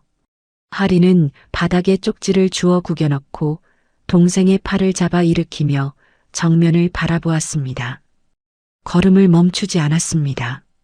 그때 담임교사 도겸이 교무실에서 뛰어나왔습니다. 도겸은 두 자매의 완벽한 성적 데이터와 장학금 추천 증빙 자료를 들고 정교 긴급 조회를 소집했습니다. 이 아이들의 성적은 단 한 번의 부정도 없이 순수하게 이룬 것입니다. 장학금 추천 과정에도 한치의 잘못이 없었습니다. 익명의 거짓말에 흔들리지 마십시오. 도겸의 단호한 목소리가 강당을 울렸습니다. 수군거리던 학생들 사이로 어색한 침묵이 흘렀어요. 루머가 통하지 않자 차미경은 전략을 바꿨습니다. 저녁 식사 자리에서 강문호에게 다정한 목소리로 새로운 제안을 꺼냈습니다. 아이들이 학교에서 힘들어하는 걸 보니 마음이 아프네요. 차라리 아무도 모르는 해외 기숙학교로 보내서 안전하게 공부시키는 건 어떨까요? 강문호가 고개를 갸우뚱하며 잠시 생각에 잠긴 순간 할인이 젓가락을 내려놓고 입을 열었습니다. 외할아버지, 저희는 잘못한 게 없어요. 잘못 안 한 사람이 왜 도망쳐야 하는 건데요? 할인의 목소리는 조용했지만 흔들림이 없었습니다. 식탁에 앉은 모든 사람의 시선이 15세 소녀에게 쏠렸어요. 저희는 원래 다니던 학교에서 당당하게 실력으로 졸업하겠습니다. 도망치지 않겠습니다. 하윤이 언니의 손을 잡으며 고개를 끄덕였습니다. 맞아요. 아빠 노래도 공부도 여기서 포기 안 해요. 강문호의 입가에 씁쓸하면서도 대견한 미소가 번졌습니다. 17년 전 자신 앞에서 한치도 물러서지 않던 딸의 모습이 손녀에게서 그대로 보였거든요. 강문호는 젓가락을 내려놓고 할인의 얼굴을 오래 바라보았습니다. 딸 서진을 닮은 이마와 눈빛 속의 서린 단단함이 가슴 깊은 곳을 찔렀습니다. 차미경은 미소를 유지했지만 젓가락을 쥔 손가락 끝이 하얗게 질려 있었습니다. 자매가 쉽게 흔들리지 않자 차미경은 더 악랄한 수를 꺼내기로 결심했습니다. 그날 밤 차미경은 강문호가 잠든 사이 서재에 몰래 들어갔습니다. 금고에서 태강문화재단 소유 지분 신탁 서류 원본과 강문호의 개인 인감도장을 빼냈어요. 장갑을 낀 손으로 서류와 도장을 비닐에 싸며 차미경의 입가에 서늘한 웃음이 스쳤습니다. 그 주말 할인과 하윤이 학교에 간 사이 차미경이 보낸 사람이 할인의 방에 들어갔습니다. 잠금 장치가 없는 문을 소리 없이 열고 할인이 공부하던 책상 옆을 지나 옷장 앞에 섰습니다. 가장 깊숙한 서랍을 열고 접어둔 옷가지 아래에 훔친 신탁 서류와 인감도장을 집어넣었어요. 서랍을 닫고 발자국 하나 남기지 않은 채 빠져나왔습니다. 자매가 돌아왔을 때 방 안에는 아무런 이상도 없어 보였습니다. 할인은 자신의 옷장 속에 폭탄이 심어져 있다는 것을 꿈에도 알지 못했어요. 차미경은 서재 창가에 기대서서 밤하늘을 올려다보며 나직이 말했습니다. 피는 못 속여도 사람 마음은 얼마든지 속일 수 있어. 차미경의 목소리는 조용했지만 그 안에 담긴 도끼는 겨울 칼바람보다 차가웠습니다. 이야기는 다시 과거로 돌아갑니다. 16년이라는 긴 세월 동안 강문호와 딸 서진 사이에 존재했던 가장 추악하고 잔인한 진실이 밝혀지는 시간입니다. 서진은 민재와 함께 반지하 단칸방에 살기 시작한 직후부터 아버지 강문호에게 편지를 쓰기 시작했습니다. 집을 나올 때는 분노와 결심으로 가득했지만 시간이 흐르자 아버지에 대한 그리움이 서서히 차올라 왔거든요. 서진은 싸구려 편지지 위에 둥근 글씨로 한자 정성 들여 적었습니다. 아버지, 저 잘 살고 있답니다. 비록 가난하지만 행복해요. 아버지, 민재 씨가 오늘도 공연하고 왔어요. 관객이 3명뿐이었대요. 그래도 웃더라고요. 편지 속에는 소박한 일상의 이야기들이 담겨 있었습니다. 남편이 처음으로 가사를 완성한 날의 기쁨, 반지하 창문 너머로 본 저녁 노을이 예뻤다는 이야기, 그리고 돈네 할머니에게 배운 김치찌개 레시피까지. 서진은 한 달에 2통씩, 때로는 3통씩 쉬지 않고 편지를 보냈습니다. 비가 오는 날에도 우체국까지 걸어가서 등기우편 접수 창구 앞에 줄을 섰어요. 쌍둥이를 임신한 뒤에는 편지에 초음파 사진을 동봉했어요. 아버지, 보이시죠? 둘이래요. 쌍둥이래요. 아버지를 꼭 닮았으면 좋겠어요. 아이들이 태어난 뒤에는 돌잔치 사진도 넣었습니다. 아버지, 아이들 이름은 할인이와 하윤이에요. 할인이는 아버지처럼 눈매가 날카롭고 하윤이는 저를 닮아서 눈웃음이 예뻐요. 서진은 아버지가 편지를 읽고 마음이 누그러지기를, 언젠가는 화해의 손을 내밀어 주기를 간절히 바라며 매번 우체국 창구 앞에 섰습니다. 등기우편으로 보냈으니 반드시 전달되었을 거라고 믿었어요. 답장이 오지 않을 때마다 서진은 아버지가 아직 화가 풀리지 않은 것이라고 스스로를 달래며 다음 달에는 더 긴 편지를 쓰겠다고 다짐했습니다. 하지만 그 편지들은 단 한 통도 강문호의 손에 닿지 못했습니다. 태강그룹 비서실의 우편 결제 라인을 장악하고 있던 비서실장 태섭은 본사로 도착하는 모든 등기 우편물 중 윤서진의 이름이 적힌 것을 철저하게 가로챘습니다. 매달 어김없이 도착하는 서진의 편지를 뽑아낼 때마다 태섭의 손끝에 미세한 망설임이 스치기도 했어요. 하지만 차미경이 건넨 봉투 안의 두툼한 현금 다발이 그 망설임을 매번 지워버렸습니다. 태섭이 편지를 가져다 주면 차미경은 봉투를 뜯어 내용을 하나하나 확인했습니다. 딸이 아버지를 그리워하며 쓴 편지를 읽으면서도 차미경의 표정에는 아무런 동요가 없었어요. 초음파 사진을 들어 올려 불빛에 비춰보며 차미경이 차갑게 말했습니다. 이것만 숨기면 강 회장님은 평생 내 손아귀에 있어. 태섭이 조심스럽게 물었습니다. 이사장님, 만약 회장님이 나중에 알게 되시면 어떻게 합니까? 차미경은 편지들을 태섭에게 밀어주며 눈도 마주치지 않은 채 대답했어요. 알게 되면? 그건 내가 일을 못한 거야. 금고에 넣어둬. 태섭은 아무 말 없이 편지를 받아들고 방을 나갔습니다. 강문호가 문득 딸이 그리워져 전국의 탐정사무소에 연락해 딸을 찾으라고 명령할 때마다 태섭은 탐정들에게 뒷돈을 건네며 수색 자료를 조작했습니다. 서진 가족이 실제로 살고 있던 주소를 완벽하게 지워버린 뒤 강문호에게는 서진이 남편과 함께 해외로 밀항하여 현지에서 불법 체류자로 살고 있는 것으로 추정된다는 거짓 보고서만 올렸어요. 강문호는 보고서를 받아들 때마다 서재에 혼자 앉아 한숨을 내쉬었습니다. 딸이 자신을 완전히 버리고 나라 밖으로 도망쳤다는 말을 믿을 수밖에 없었거든요. 강문호는 서재 책상 서랍에 넣어두었던 서진의 어린 시절 사진을 꺼내 들었다가 다시 엎어놓기를 반복했습니다. 보고 싶다는 마음과 원망스럽다는 마음이 뒤엉켜 강문호의 가슴 속에는 풀리지 않는 매듭이 단단하게 조여갔습니다. 어떤 밤에는 딸에게 전화를 걸겠다고 수화기를 집었다가 번호도 누르지 못하고 내려놓았어요. 자존심과 그리움이 번갈아 목을 조이는 밤이 수백 번 반복되었습니다.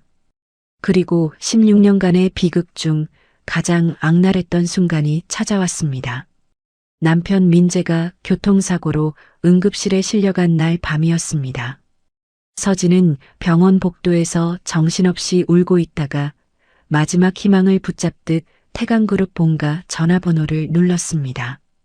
떨리는 손가락으로 번호를 누르면서 서진의 머릿속에는 단 하나의 생각뿐이었어요. 아버지라면 도와주실 수 있을 거라는 어린아이 같은 간절함이었습니다. 전화벨이 3번 울린 뒤 누군가 수화기를 들었습니다. 하지만 그 목소리는 아버지의 것이 아니었어요. 당시 본가에 드나들며 강문호의 환심을 사고 있던 차미경이 집사들보다 먼저 전화를 가로챈 것이었습니다.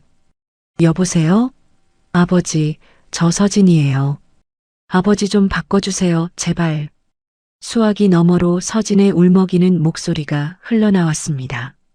차미경은 수화기를 귀에 바짝 대고 잠시 침묵했어요. 그리고 서늘한 목소리로 입을 열었습니다. 강 회장님은 내 전화 따위는 받지 않으셔. 내가 단 1원이라도 카드를 쓰거나 이 집 근처에 얼씬거리기만 해봐. 서진의 숨이 멎었습니다.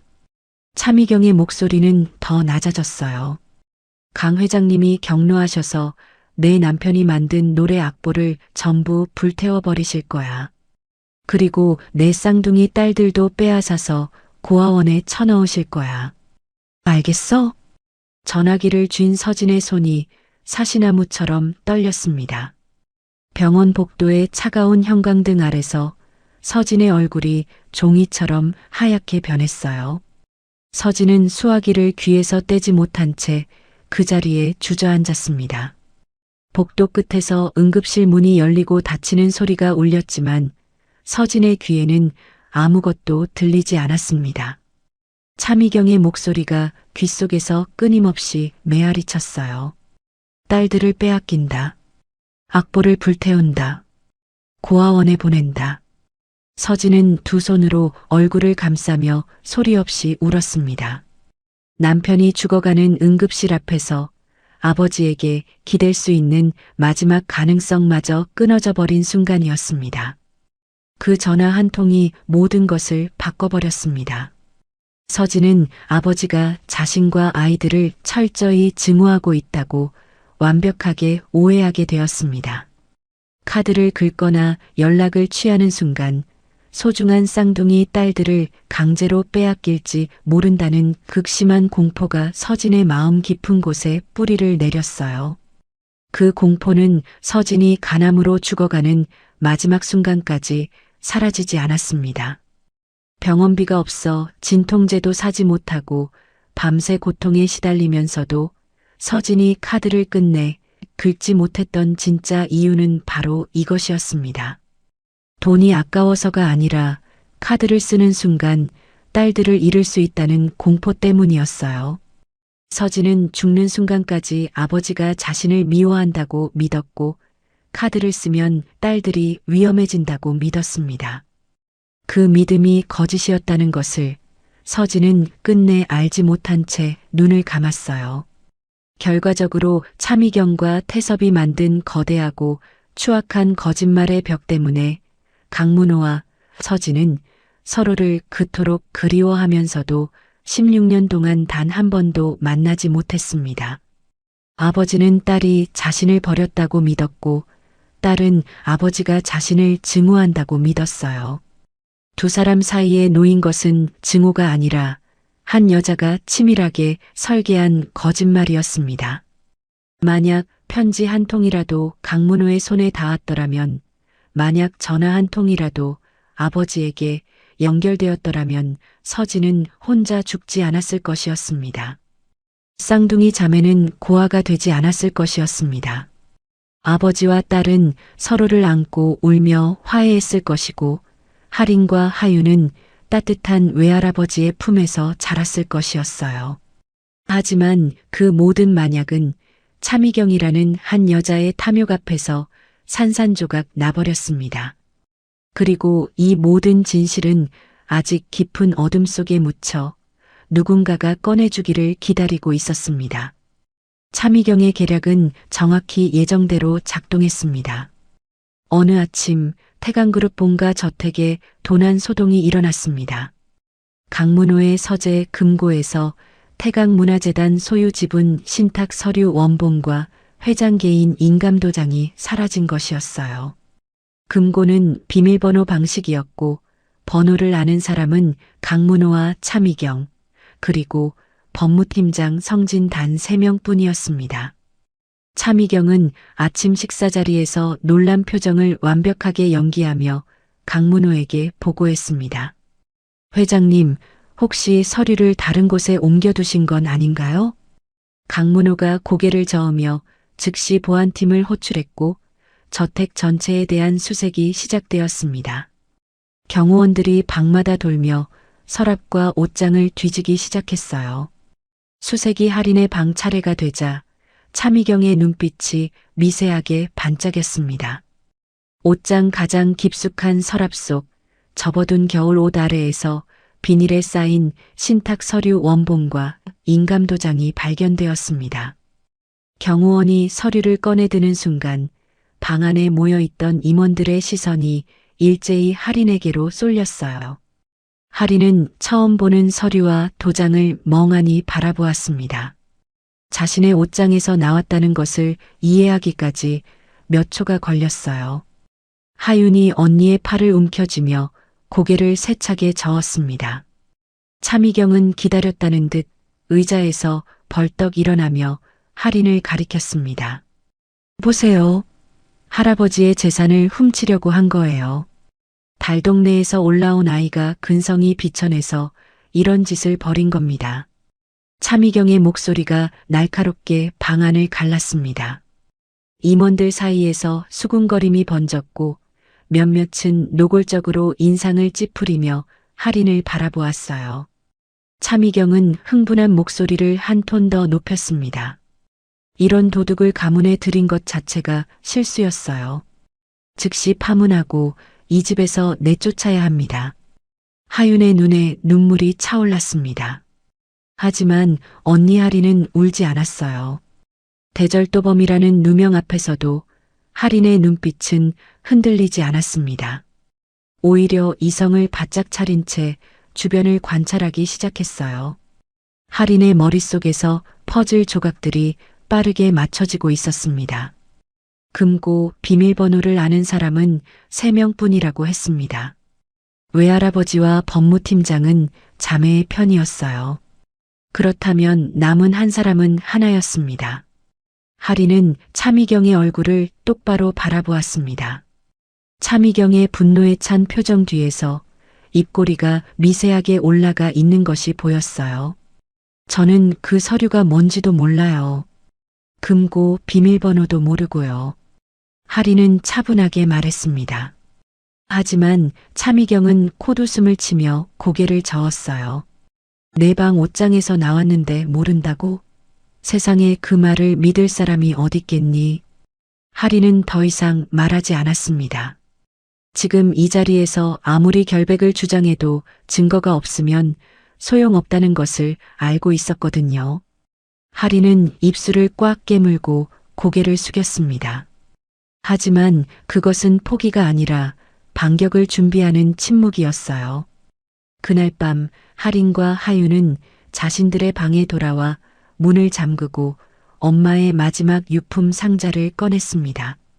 상자 안에는 카드를 꺼낸 뒤 남은 빈 공간만 있는 것처럼 보였어요. 하지만 하린은 상자를 뒤집어 바닥을 자세히 살펴보았습니다. 엄마가 상자를 건네줄 때 바닥이 유난히 두꺼웠던 기억이 떠올랐거든요. 하린의 손톱이 가죽 이음새를 긁어냈습니다. 1번, 2번, 3번. 손톱이 깨지고 피가 배어나왔지만 멈추지 않았어요. 하윤이 옆에서 헤어핀을 꺼내 이음새에 밀어넣자 가죽 바닥이 들어 올려지며 이중 바닥이 모습을 드러냈습니다. 하린과 하윤은 동시에 숨을 멈췄습니다. 이중 바닥 안에 낡은 USB 하나와 빛바랜 종이 뭉치가 가지런히 놓여 있었거든요. 종이 뭉치는 수십 장의 우체국 등기우편 발송 영수증 사본이었습니다. 발송인 이름에 윤서진이라는 엄마의 이름이 빼곡히 적혀 있었고 수신인 주소에는 태강그룹 본사 주소가 반복되어 있었어요. 하린의 심장이 세차게 뛰기 시작했습니다. 자매는 떨리는 손으로 USB를 노트북에 연결했습니다. 화면에 파일 목록이 하나둘 떠올랐어요. 하린의 눈이 커졌습니다. 엄마 서진이 생전에 강문호에게 보냈던 편지 원본 전문 파일 수십 개가 날짜별로 정리되어 있었고 쌍둥이 자매의 성장 사진들이 폴더에 빼곡히 담겨 있었습니다. 돌잔치 사진, 유치원 입학식 사진, 초등학교 운동회 사진까지 엄마가 아버지에게 보내려고 찍어두었던 사진들이었어요. 하윤이 사진 한 장 한 장을 넘기다가 울음을 터뜨렸습니다. 엄마가 이 사진들을 찍을 때 무슨 마음이었을지, 이 사진들이 외할아버지에게 한 장도 전해지지 못했다는 사실이 하윤의 가슴을 찢어 놓았거든요. 하지만 가장 결정적인 증거는 따로 있었습니다. 파일 목록 맨 아래에 음성 녹음 파일 하나가 들어 있었어요. 하린이 재생 버튼을 누르자 스피커에서 차갑고 날카로운 여자 목소리가 흘러나왔습니다. 강 회장님은 내 전화 따위는 받지 않으셔. 내 쌍둥이 딸들도 빼앗아서 고아원에 쳐넣으실 거야. 차미경의 목소리였습니다.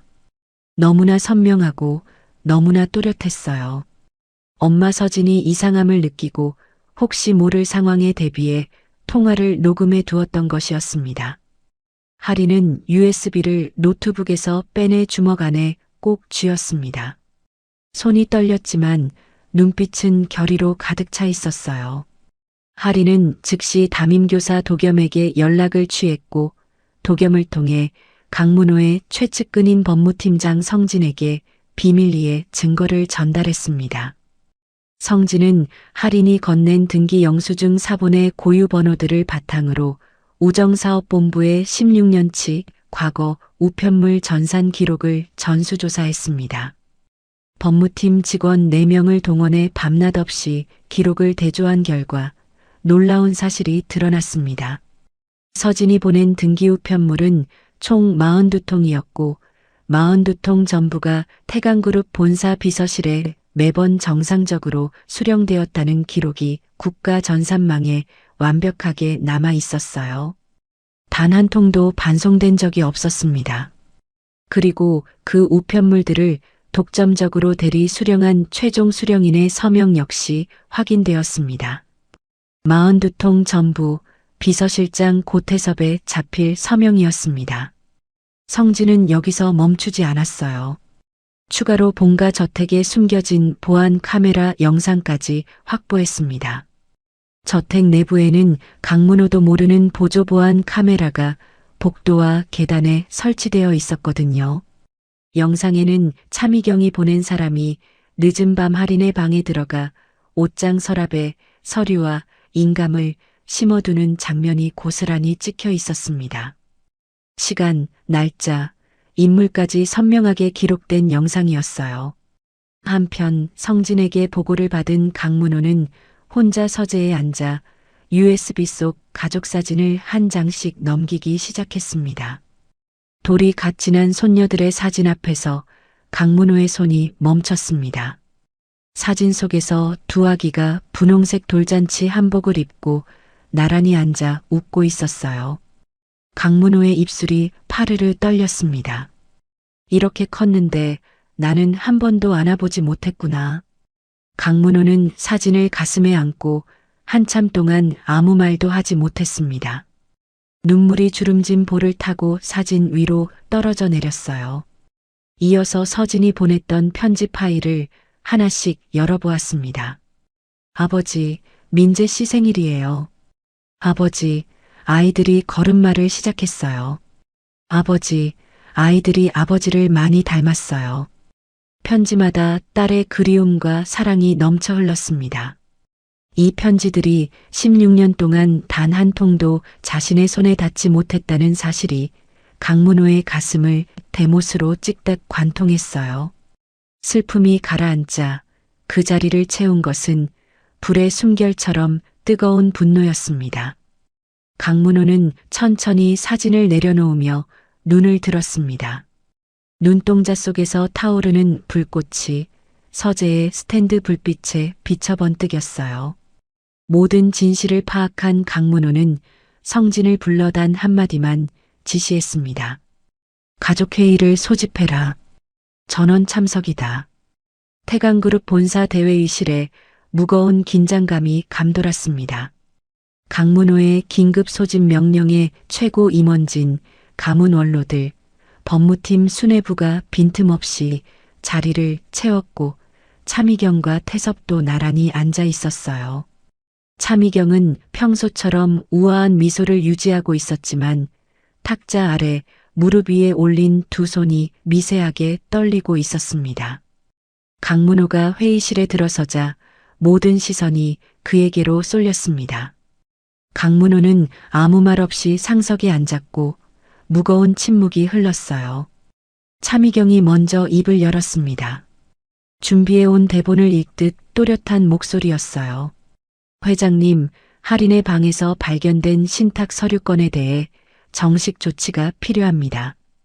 직계가족을 자처하며 가문의 재산을 탈취하려 한 행위는 용납할 수 없어요. 즉시 파문하고 이 집에서 내보내야 합니다. 임원 몇 명이 고개를 끄덕였습니다. 차미경의 입꼬리가 살짝 올라갔어요.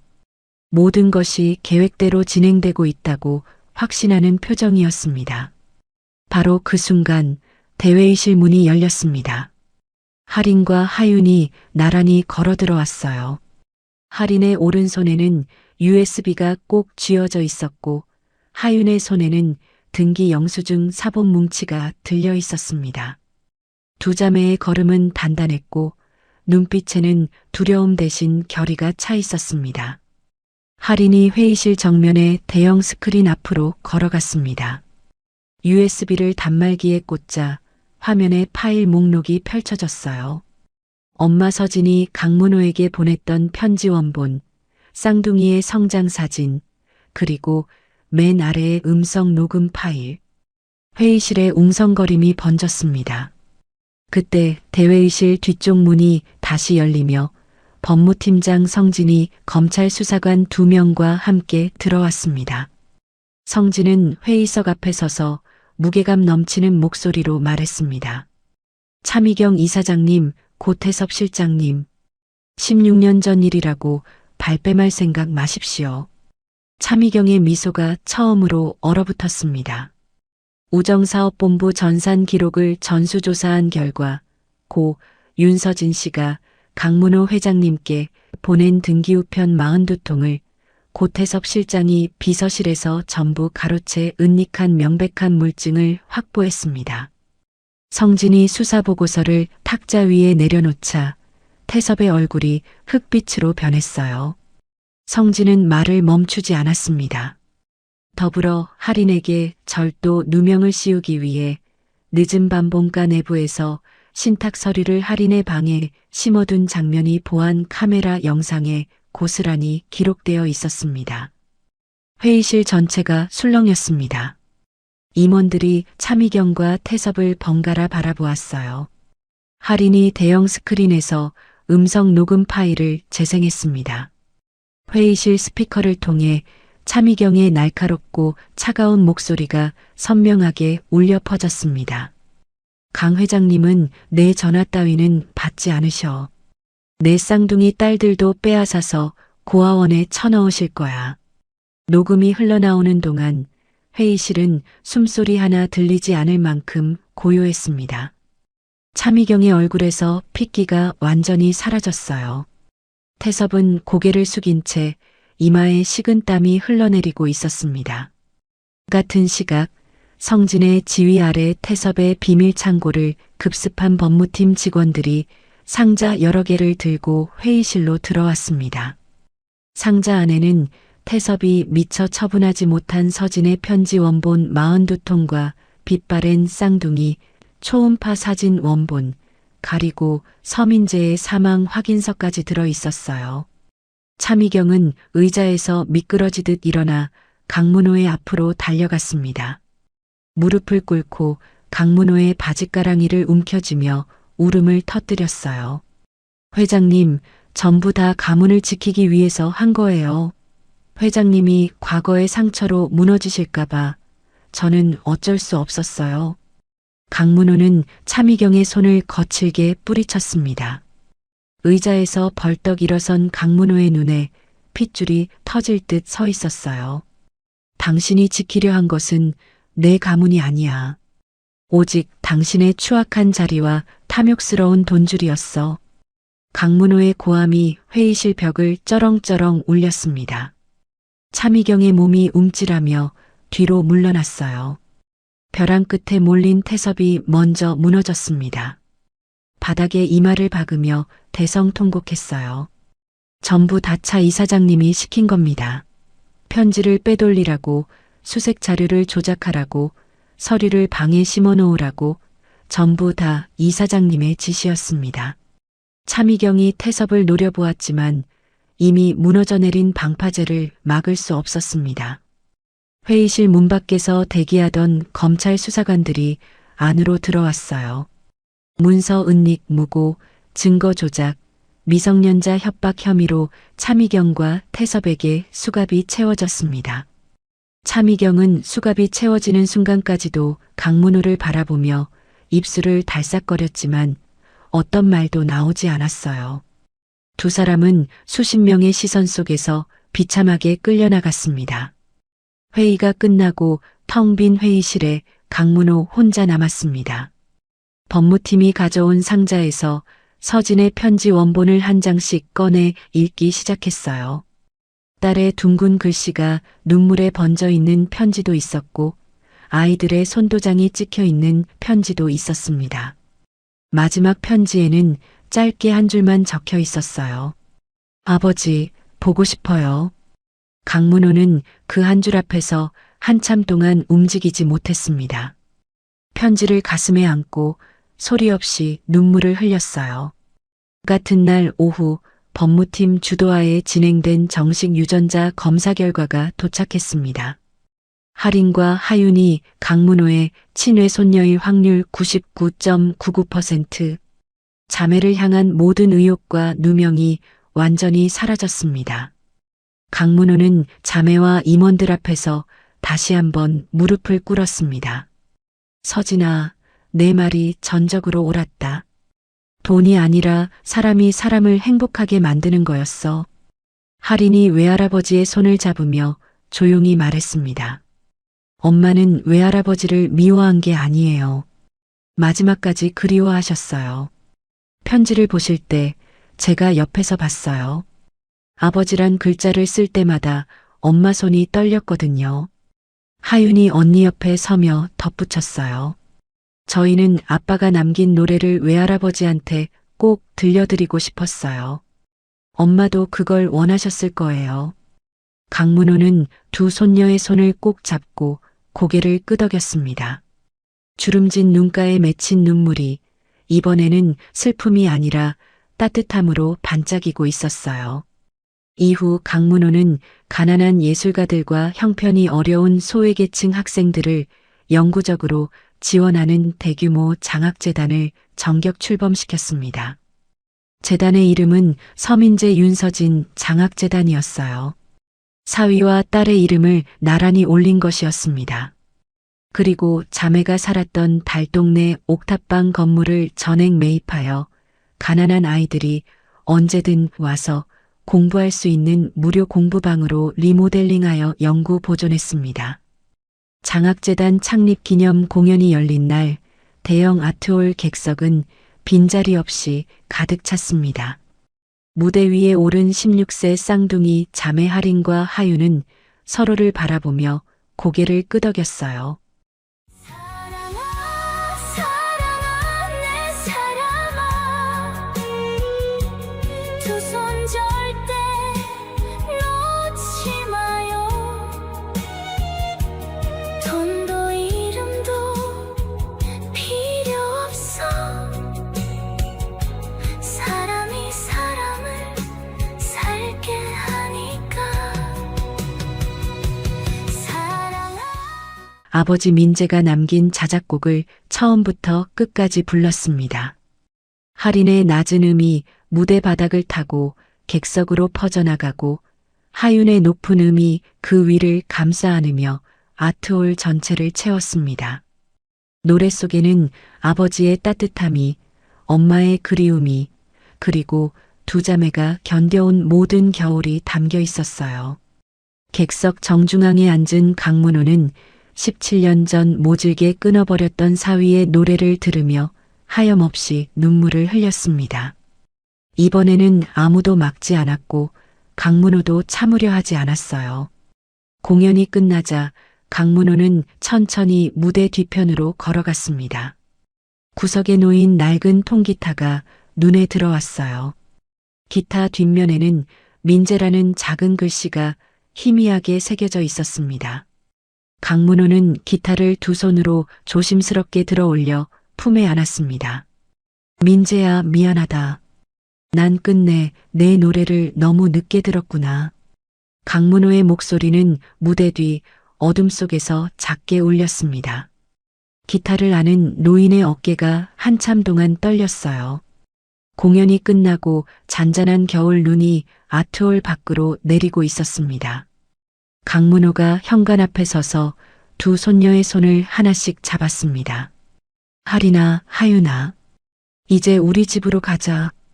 두 자매는 진심 어린 미소를 지으며 나란히 대답했어요. 네, 외할아버지. 눈 덮인 길 위로 세 사람의 발자국이 나란히 이어졌습니다.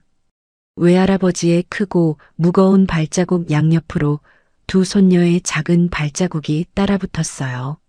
세 줄기 발자국 위로 한방눈이 소복이 내려앉았고 겨울 바람 사이로 민재가 만든 노래의 후렴이 어디선가 잔잔히 흘러왔습니다. 그 노래는 더 이상 슬프지 않았습니다. 16년의 기다림과 오해를 건너 드디어 가족에게로 돌아온 노래였으니까요. 돈이 사람을 행복하게 만든다고 믿었던 아버지와 사람이 사람을 행복하게 만든다고 믿었던 딸. 두 사람은 같은 하늘 아래서 서로를 그리워하면서도 16년 동안 단 한 번도 만나지 못했습니다. 그 사이를 갈라놓은 것은 미움이 아니라 한 여자가 만들어낸 거짓말의 벽이었어요. 무명 가수였던 서민재는 세상에 이름을 남기지 못했습니다. 하지만 그가 남긴 노래 한 곡은 아내의 고통을 달래주었고 딸들의 마음을 지켜주었고 완고한 재벌 회장의 가슴을 무너뜨렸습니다. 유명해지려고 만든 노래가 아니라 가족을 일으켜 세우려고 만든 노래라던 그의 말은 결국 거짓이 아니었습니다. 윤서진은 끝내 카드를 긁지 않았습니다. 죽어가는 순간까지 아버지의 돈에 기대지 않은 것은 자존심 때문만이 아니었어요. 카드를 쓰면 딸들을 잃을 수 있다는 공포 때문이었습니다. 엄마는 자신의 목숨 대신 딸들의 안전을 선택한 것이었어요. 그리고 15세의 쌍둥이 자매 하린과 하유는 엄마가 남긴 카드 한 장으로 16년의 거짓말을 깨뜨렸습니다. 눈밭에 버려졌던 두 소녀가 진실을 밝혀낸 무기는 돈도 권력도 아니었습니다. 엄마가 몰래 숨겨둔 편지와 녹음, 그리고 아빠가 가르쳐준 노래 한 곡이었습니다. 돈으로 살 수 없는 것들이 있었습니다. 편지 한 장에 담긴 그리움, 노래 한 곡에 담긴 사랑, 그리고 맞잡은 손에 전해지는 온기. 결국 사람을 살리는 것은 돈이 아니라 사람이었습니다. 눈 덮인 길 위에 나란히 찍힌 세 줄기 발자국처럼 흩어졌던 가족은 마침내 하나가 되었습니다. 너무 늦었지만 그래서 더 간절했던 만남이었습니다. 오늘 이야기가 마음에 드셨다면 구독과 좋아요 부탁드립니다. 여러분의 따뜻한 응원이 더 좋은 이야기를 만드는 큰 힘이 됩니다. 감사합니다.